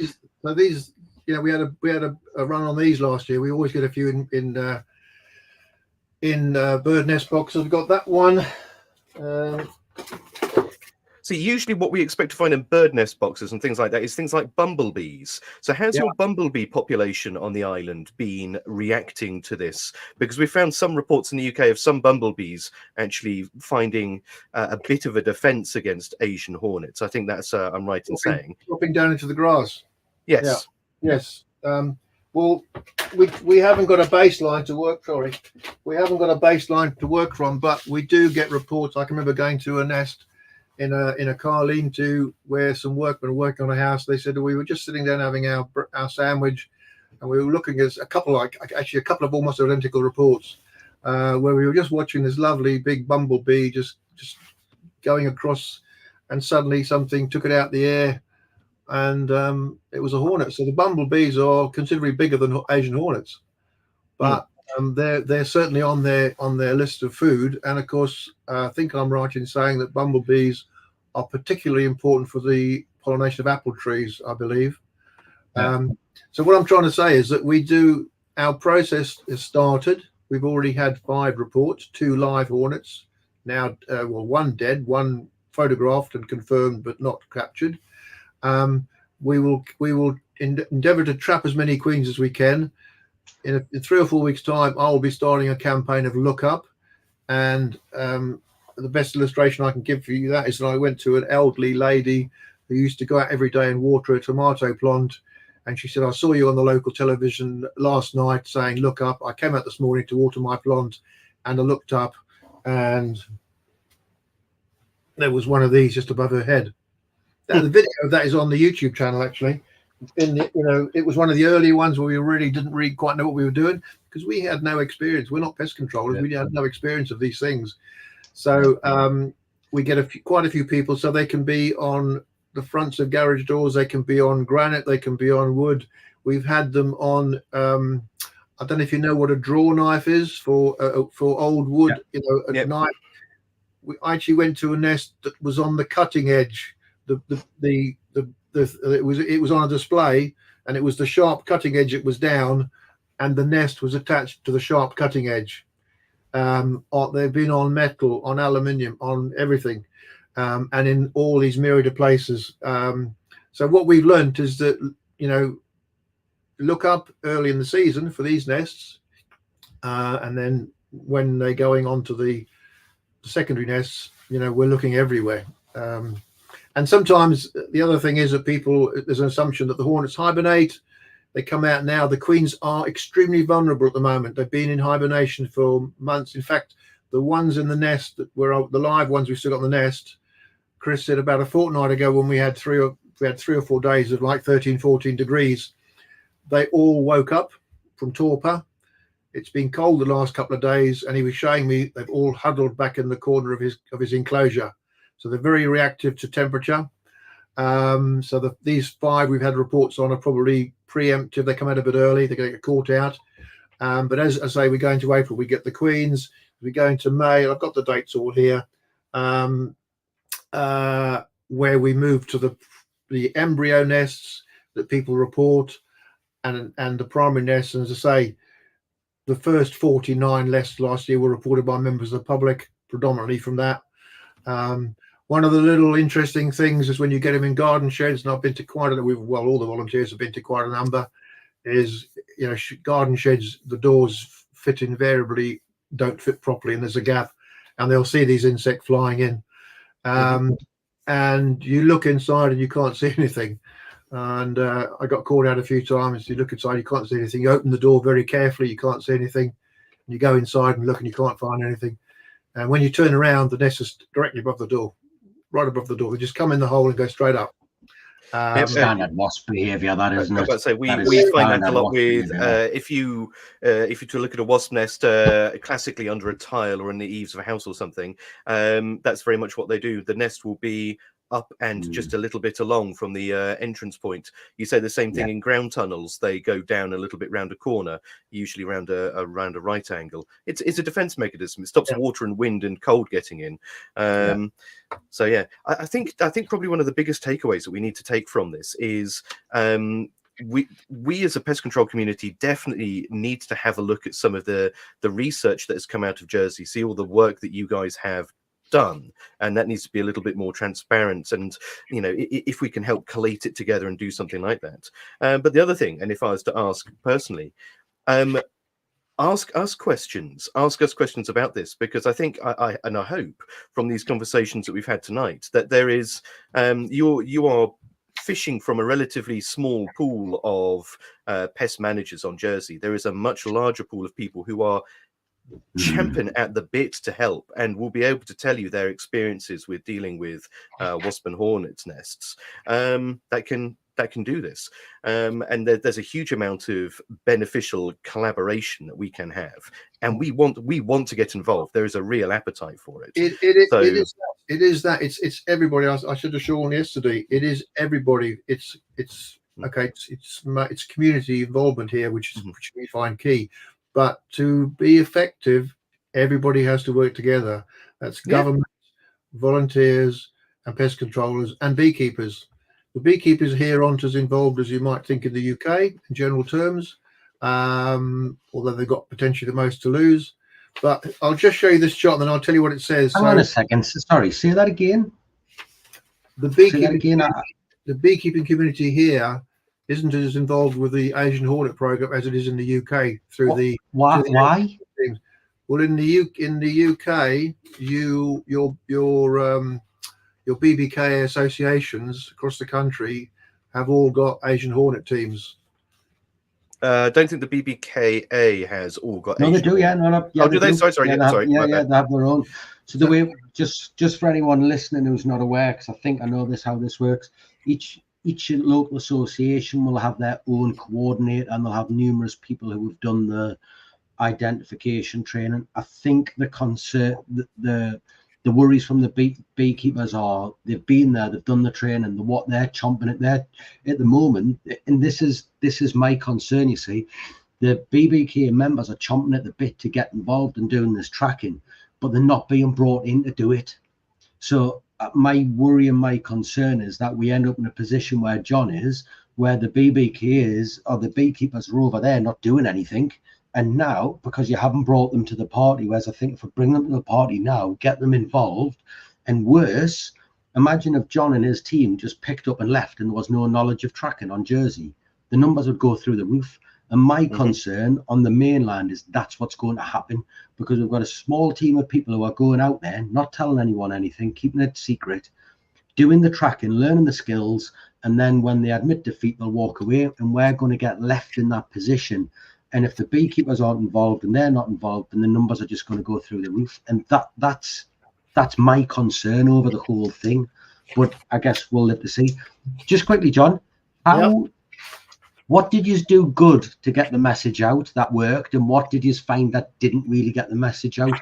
Because at the moment, you seem to have an island which is absolutely in tune with Asian Hornets, but the UK is a long way behind that, I would say. The vast majority of people would not have a clue what one looks like. I think basically the fact that you've got me on here says it all, because the Jersey Asian Hornet Group which I was asked to explain what the Jersey Asian Hornet Group is to members of the BBKA last year. And I did an article in the September edition, which is their monthly special. And I said the Jersey Asian Hornet Group is volunteers. There's no committee. I'm not the chairman or president or anything. There's no members or anything like that. It's just people who are interested in protecting the environment. Some of them are beekeepers. The vast majority aren't beekeepers. The vast majority, I would say, that potentially unlikely that any of the 291 members of the public were actually who involved in the traps last spring were beekeepers, and a lot more this year. So it's a combination of everybody. And the mere fact that you've got me on here, and one of the other answer to one of your other questions is, we're called the Jersey Asian Hornet Group. We're not the Jersey Asian Hornet team. And that was a specific choice that we decided to call ourselves a group that anybody can join, anybody can turn up. If you call yourselves a team, I think it infers that you're a team of people who are a team. And that's it. So I felt the word group was far more inclusive. So it's little things like that. I've been to nursing homes. I've been to financial institutions. I've been to government bodies. I've been to various organizations. I gave a talk at a climate change group on Sunday 2 weeks ago. I give talks on the internet to beekeepers in England and Ireland. I produce material. It's putting the material out there, and it's letting people see and doing things like this, because it's much wider than just beekeepers. And like I said in my introduction yesterday, it's not all pest controllers. Everybody's got a position. Everybody has to do is finding the nests. You guys can't destroy the nests wherever they are until they've been found, and that's what we think we're very good at in Jersey. And to give you some idea, I don't know if you can see this. I don't want to. The tall. This is the nests. You can't read it, but just you can see this column here. Mm-hmm. So that is the tree column. So in trees last year, 154 nests, all big secondary nests. To give you some idea of the other ones, buildings 54, miscellaneous, that's chimney, barbecue, child's toy post box 14, in roof 13, in brambles 62, which is a double from the previous year, in the ground 9, in hedges or shrubs 19, in walls 6, in eaves 6, on the cliff we only had 1 on cliff. But that I think is the 4th one on cliffs that we've had since we started, but only 1 last year. On the bare granite cliff face, we've got 300-foot cliffs on our north coast. So how do you treat that? We had, that's quite an operation to go, and there was talk of blasting it off the granite. With a broomstick and a can-do attitude, I think is the answer to that. Just rappel down, and yeah, there we go. Yeah. We do have a lot of beekeepers watching this, so the next question I have to ask you is: have you had any feedback from the beekeepers on anything they can do to reduce the predation hawking? I did get told on Tuesday night at a talk that there is talk about taking out the mesh floors and using solid floors, etc. Has that come from Jersey, or what? Is there anything that they can do to try and reduce this problem? Well, I should say for the beekeepers that I'm an ex-president of the local beekeeping association, so I come from a situation there. I know one leading beekeeper here has gone back to completely solid floors, but as I say, I'm reminded of a story that I remember getting from the south of France at one of the early years, when a beekeeper had a row of 10 hives which were being predated, or hawked as it's called, where the hornets actually effectively hover outside the hive about a meter out, normally facing out, and they just wait for the bees returning that are fully laden, that were basically gliding back to the hive, and they pick them off. And you only need 3, 4, 5 hornets hawking outside the hive, which are easily missed by a lot of beekeepers, to prevent the autumn bees, the winter bees, to come out and forage. So what you don't realize is that your hive, the structure of how your hive is working has been changed by the fact that it's very, you can easily miss this. 2 or 3, 3 or 4 or 5 hornets outside your hive. You can, and if you've got hundreds, tens of hives, that's spread around a bit. I mean, My very good friend Richard Knoll in France, who's a man with, he's a Jersey guy who lives just across the coast in France with 350, 400 hives.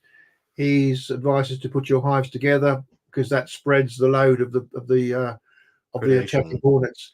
But the thing I remember from this this gentleman in the south of France was he got so frustrated with the hornets predating his hives that he got himself, and I've got one as well, a badminton racket, a 10-pence badminton racket from a local junk store.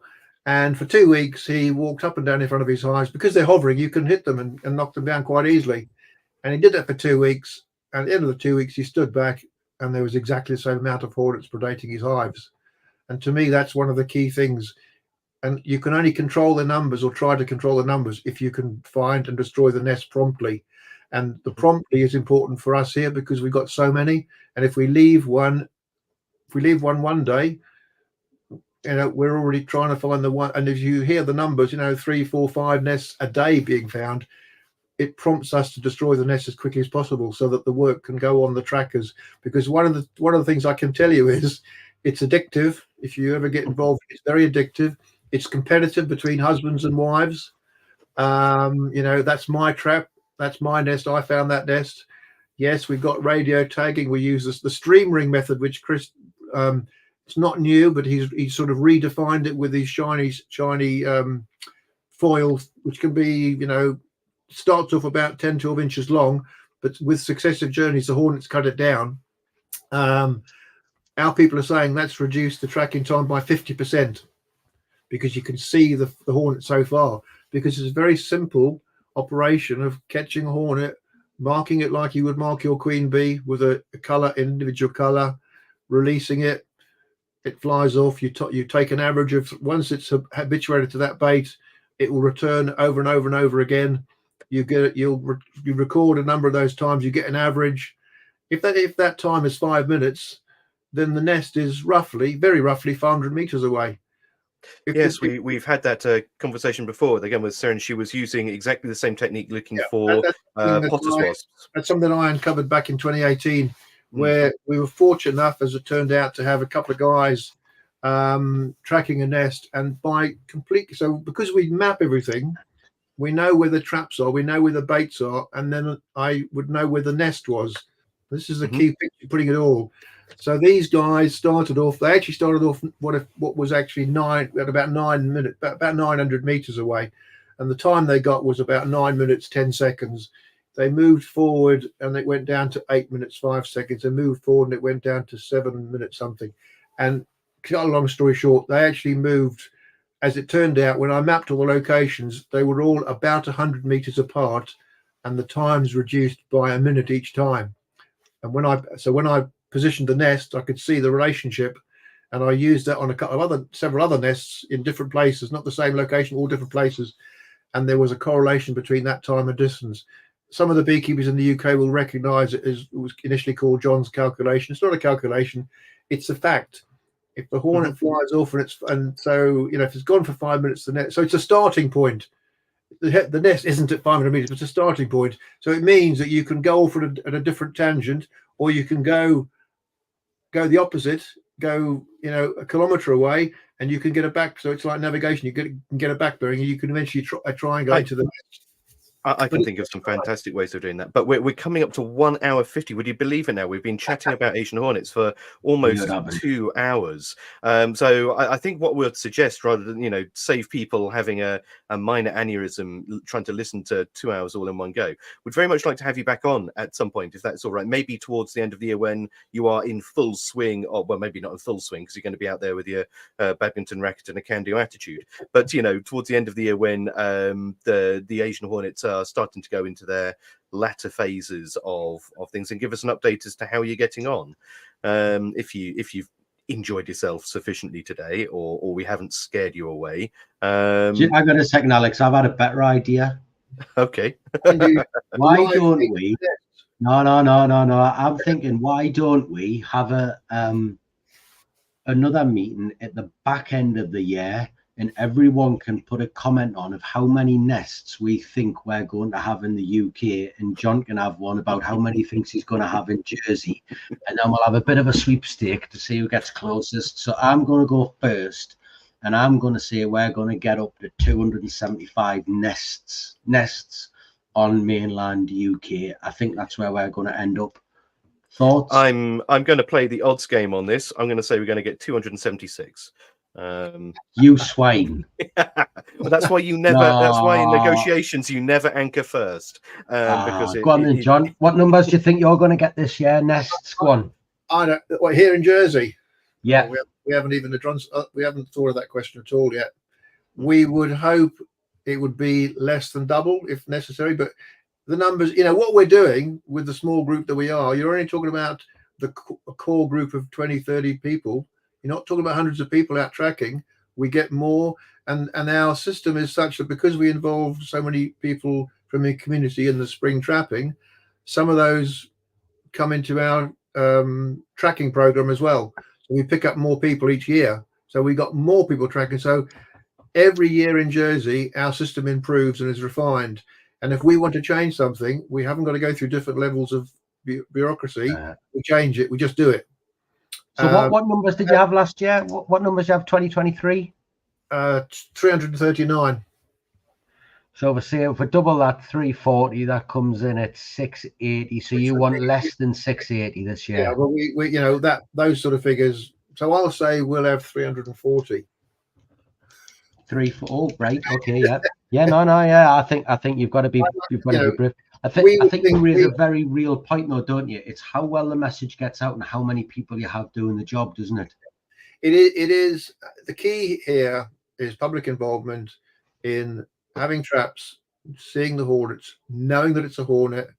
I think our report. I think I said at the early on, our reporting rate is well in the 80s of positive reports, because if you've got hundreds or thousands of false reports, you've got to verify that they are false. So there's an element of time there for whoever's doing that part of it. You can report all these Asian Hornets, but you have to verify that they are Asian Hornets. So the fact that we're in the 80s means that there's very few other ones on. And the other thing is we do it. Our volunteers do it. They'll go along and look at an insect that's an Asian Hornet, and it's doesn't have to go to a laboratory and get a result in 2 weeks. All our people do that, and I think I showed you these before. I'll show you again. So, while you're just having a look there, I'm just going to say for this sweepstake, Wade Environmental of Alex will put I'll put up a £30 Amazon voucher for the one who gets closest to that, just for a bit of fun. You'll match me, will you? There we go. Yeah, there we go. So there's a whole variety of sizes there. These are all Asian Hornets. So they're not. Yeah. There's a variety of sizes. I went to one unique nest last year. The first bunches of workers that come out the end of May, June are pretty well half the size of the queen. And as the season goes on, as each successive generation gets bigger, there's more of them, and they come out quicker. So, but I went to a nest later in the summer last year, where apart from the queen, every single hornet was almost a miniature. They were the half size, every single one. And in nests, I think I know why that is. I think I know why that is. Yeah, I do. Yeah, there's various things. I used the vacuum, and I couldn't believe that. Well, these are all like the size of the ones that appear in May. So this one was all hornets, and this one is all the rest.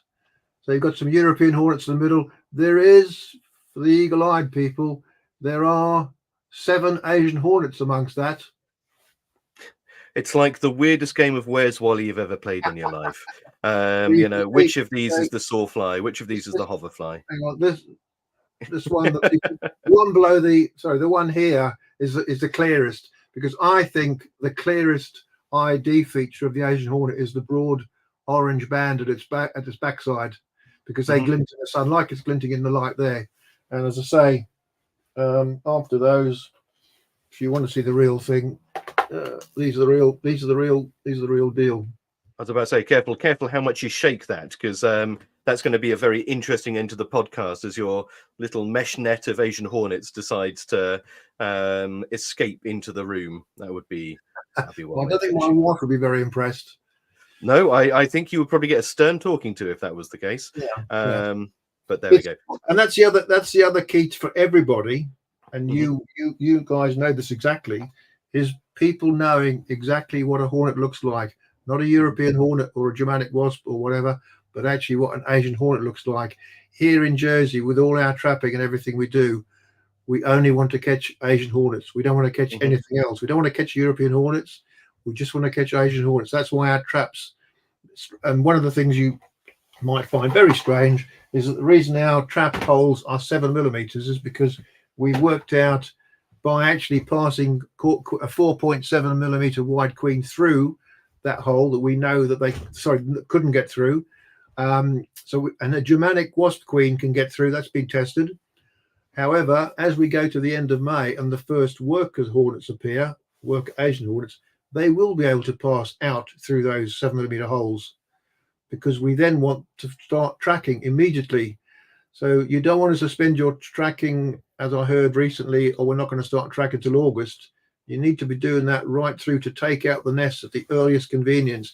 Any reason you might not take them out for a day, as I think you alluded to before, is we went to an instance in another garden shed where the hornets were flying out through a knot hole, just one knot hole.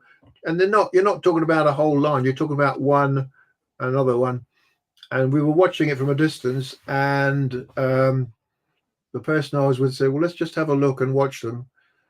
And because we know there's a relationship between the primary nest, which will be invariably the one in there, and any secondary nest, we followed the flight of the hornet, and it immediately pointed out to where it showed where the secondary nest was in a massive oak tree about 70, 80 meters away.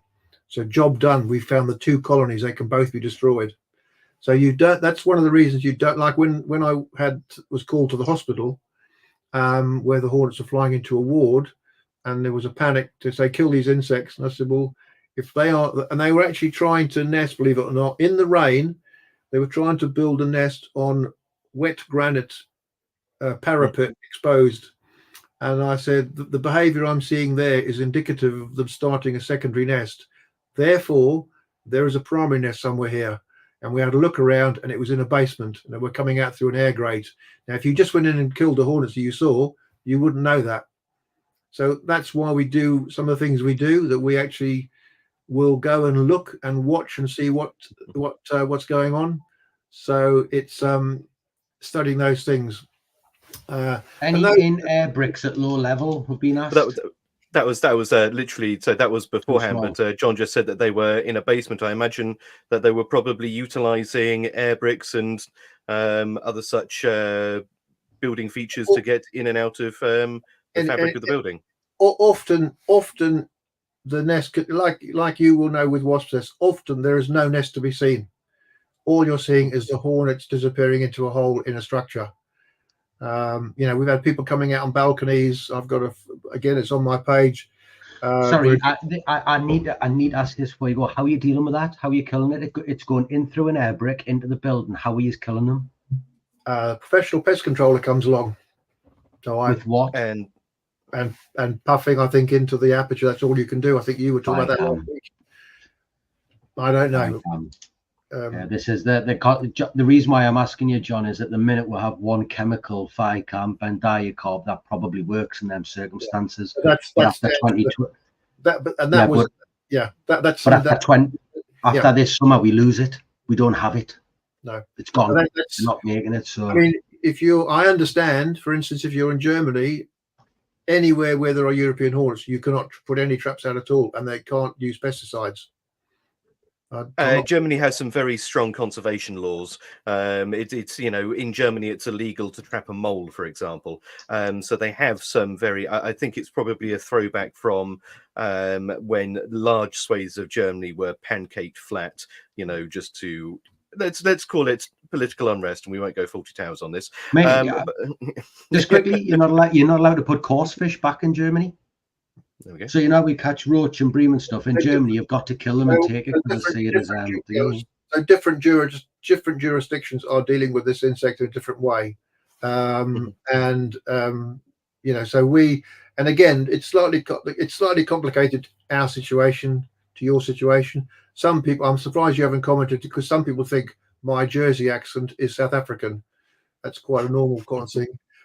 But our laws are different. We are differently governed. We haven't got the facility, as we've said before, to have, you know, to all these companies to come and deal with it for us. So we have to do it how we can, and that's how we've evolved to do it, a mix. And that for us works because everybody's involved, everybody knows what's going on, and there's no closed doors, whether it be government, the volunteers, the pest controllers. We all get on really well together, and we all know, and that's what we think works really well. And we put out, and you know, you asked the question before, how do you put this out? It goes out on the Jersey Asian Hornet Group, because that's the conduit that it goes out on. And you know, I've got 3,800 members in 10 countries, I think it is.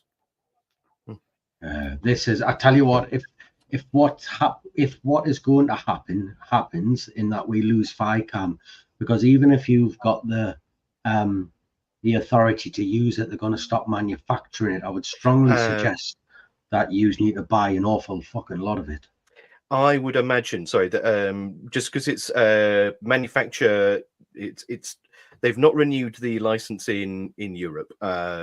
Have Envu, as far as I'm aware, which is why we're seeing its drop off, or they haven't renewed the license for HSE, shall we say. There will be manufacturers of a FICAM, a bendiacarb-like substance, around the world. There are countries that will sell an 80% bendiacarb like FICAM W, and it's been around for a while. There would be it depends if the governments of the UK, and then, you know, the devolved governments or governing bodies of the Channel Islands and the devolved nations wants to make special dispensation, they can. But honestly, from my own knowledge and understanding, there are other ways to skin the proverbial cat here, and there are other tools that we can use. And I know that the manufacturers are looking into alternatives to FICAM. I've proposed several myself, which would be very interesting to see come about. There are options out there. We need to stop lamenting the loss of FICAM and more focusing on the alternatives to it. I disagree, and I think if we lose FICAM, you're in major trouble. You can see that Alistair's comment there. You know, he's in control of this. The other thing I would say is you spoke about briefly about fipronil. Dominic, our contact in Belgium, has told me that research scientists have started to find fipronil in wax foundation. Fipronil has been not approved again as a neonicotinoid. It's a systemic insecticide. It stays in biological organisms, and in it's bioaccumulative, persistent, and toxic in a bad way. And so with that, they're finding it in waterways. They believe that a lot of waterways throughout Europe have been contaminated with FICAM from the back of it being used by members of the general public. So with that, I'm not saying cypermethrin, Hugh. Just give up. But there are always these issues, and like I say, there are all alternatives out there. We just need to make sure that we are doing the best that we can, and we're doing the best we can for the environment at the same time. Terry Ashley, you are a better man than I to use diatomaceous earth on an Asian hornet nest. You do that. We've tried that. We've used. I imagine it didn't work well. It didn't. I think it had to be treated 3 or 4 times. There we go. I understand because of the hornet's anatomy, the platelets of I don't know. I'm not a chemist. I'm not a pest controller, but I understand the platelets of the diatomaceous earth have to adhere to the hornet's exoskeleton. Is that how it works? Diatomaceous earth is basically the platelets of diatom algae, which has died many years ago. And with that, they are very sharp, and they scarify away the waxy cuticle of insects, and then will dehydrate it. But animals such as hornets and wasps, they are an exceptionally tough animal, and the level of scarification on them is going to be minimal. Not to mention the fact that you either have to use a lot over a little area or a little bit over repeated exposure, and it's not well suited to the application of wasp nests. It simply just doesn't. There's going to have to be, internationally, with this insect coming in and the damage it's likely to cause to our and your biological, biology and flora, is that the right word? There may have to be people sitting down and discussing how we're going to try and tackle this.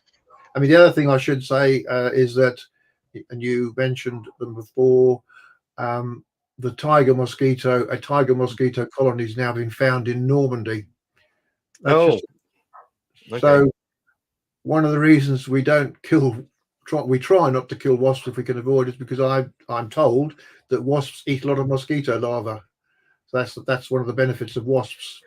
They won't necessarily eat the larvae. The larvae are all aquatic, but they will eat the adults. They'll take them off the wing. So we might be wanting to breed the wasps too, because if the hornets, though the tiger mosquito, I believe, was found in south of France in 2004, the same basically as when the Asian Hornet arrived.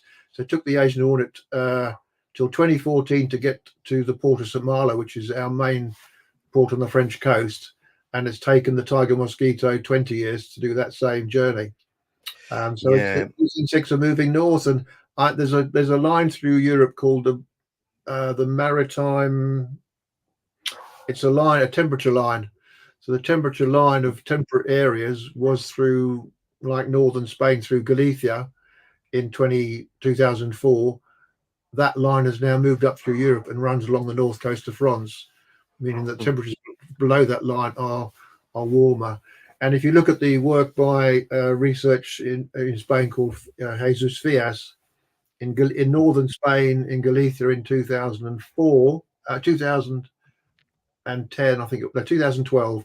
2012, they found 2 secondary nests in Galicia in northern Spain, and 4 years later they found over 10,000.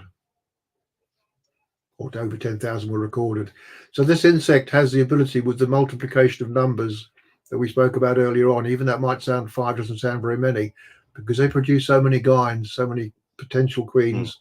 Even if only 5 from each nest carry on, you can very quickly become saturated with them. Yeah, I can imagine so.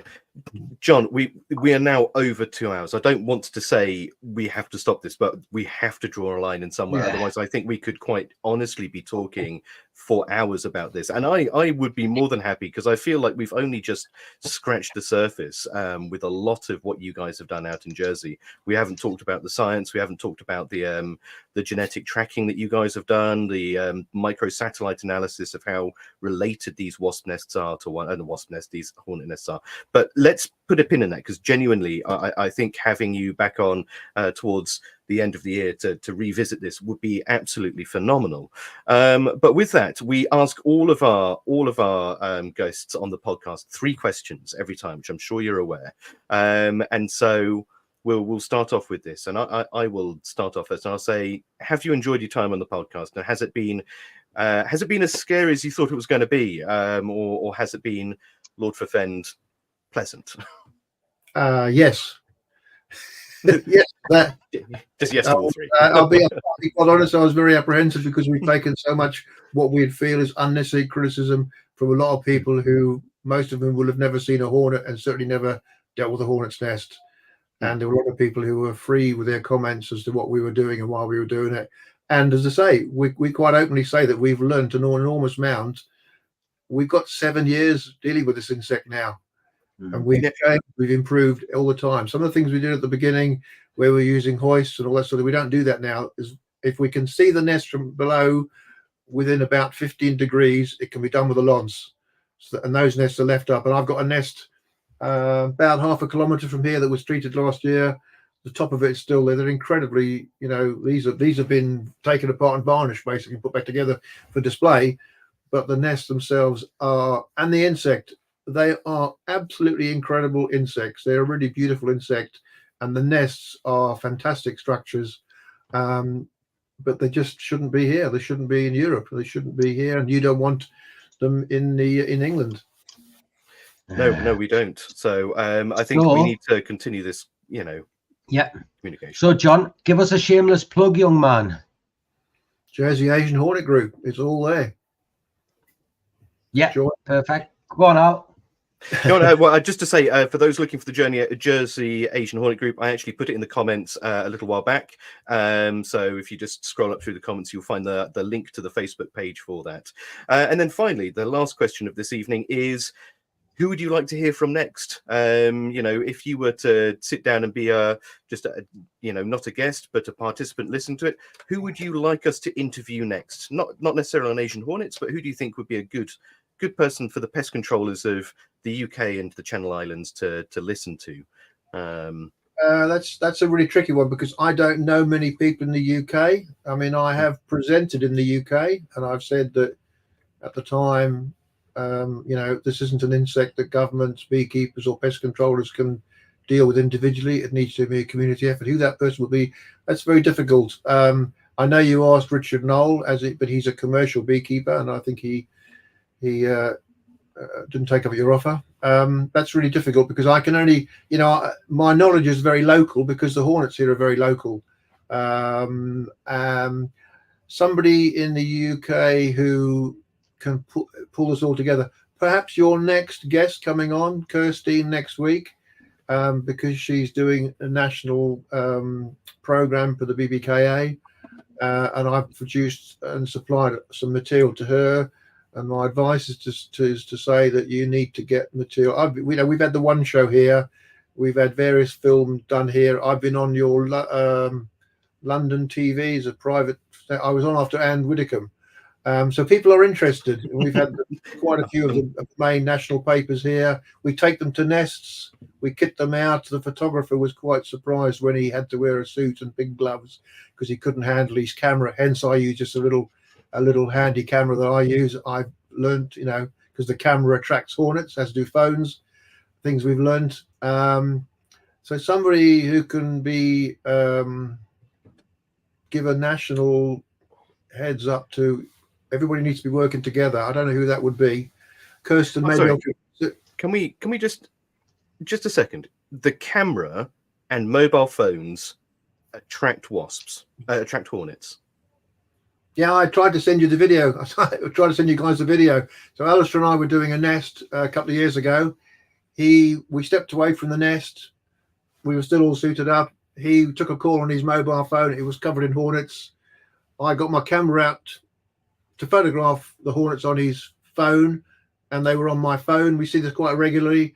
So he ended up, and as farcical as this might sound, I think I told Sean the other day, he ended up with a mobile phone in one hand and my camera in the other hand, clustered with 30, 40 hornets on.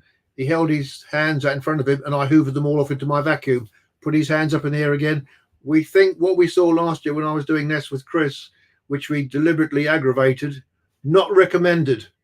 Absolutely not recommended. We did it for an experiment where we uncovered the nest, and then we, instead of just quietly doing it, we thought we were going to, there was a reason behind it. We know for a fact, if it's something black and it's moving in the air, they were, actually it was the lid of one of these traps that we were holding up. They were just bouncing off it and it's the color and the reflectance rather than any kind of there's lots electromagnetic. of pictures of hornets on out. Obviously the BB wears suits. There's a white, but the mesh is black, so maybe that's why they go on black. If you have the gloves have a zip on the cuff, you'll have a line of hornets around the zip like a bracelet. They search out the weakest points. Black certainly seems to be a color they're attracted to, and if it's moving even more, you would not believe the reaction we got to that. So I'm doing an experiment this year. I bought some white rubberized paint, and I'm going to dip my whole gauntlet into the white paint to see if they give a lesser reaction to white. And that is the sort of, it may sound crazy, but that is the sort of thing we do here. We'll try something out, and if it works, it works. If it doesn't, it doesn't. Because I've been to nest, I can just tell you very briefly, one nest I went to, right in the middle of a housing estate of about 300 houses. The gentleman, the young family, the father had just bought a camera to photograph cricket. He was standing on his doorstep. He was focusing down at the shrub, which was no more than a meter away.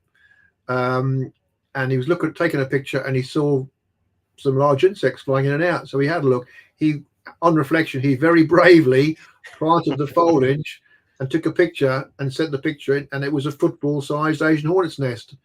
This was a shrub that was only about 1.5 meters tall. It had Christmas lights wrapped around it, and we were standing back, and he was telling me the postman walked through. Mm-hmm. We had no reports of Asian Hornets anywhere near that nest.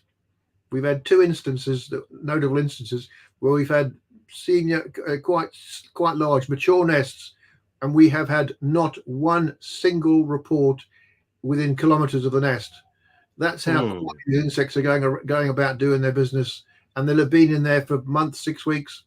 Nobody'd been stung. There were young children, 3 and 4 years old, who'd walked past within inches. And in fact, I tried an experiment. I told Sean. So after seeing the phone reaction, I got a mobile phone, an old mobile phone, charged up, switched on. I got a tank. I put it in the tank. I put a funnel, a release on the top, put it directly below the nest as an experiment. That's the sort of thing we do. And not one hornet went for it. Okay, so it's a reflectance issue. That's, that's fascinating. I'd love to be able to just toy around with that. Sean will be able to tell you fully that I am the mad scientist of the pair of us here. But absolutely, yeah. Sean. And I just any final remarks? Chemicals. No, just thank you very much for coming on. I understand your hesitancy to come on, same as Trevor's, but I hope, we're not here to sink anyone's battleship. I think you'll probably agree, John, it's a very honest and open conversation, and I think that's got to be good. I understand why some people are hesitant, but I would like to think that this series, if nothing else, is going to help us go forward with it, and it'll definitely give us food for thought. So I want to say thank you very much for coming on and for the quick chat we had midweek. Really appreciate it, and I think I'm going to win the sweepstake. That's all I'm going to say. Like, I'm not competitive, John, but if I don't win, I'm going to smash my computer up and the whole thing stops, because that's the way I am. Well, and with that, I can only hope that I win, because that'll be just worth the £30 Amazon voucher to see you lose your shit at the end of the day. So there we go. Right, John, thank you very much. I'll shut it down. You happy, Al? I'm happy now, guys. Thank you ever so much for listening. And once again, it's you guys who join in every week and you who listen on Spotify and catch up that make this as popular as it is. We're getting close to 1,000 regular listeners every week now, which, if you think about it, is about 10% of the UK pest control market, which is a market community. So let's see if we can still keep inviting people into this and get that conversation going even more. So once again, thank you, John. Thank you guys for listening, and we'll see you next week. God bless. Goodbye. Thank you for listening to the Beauties and Beasties podcast.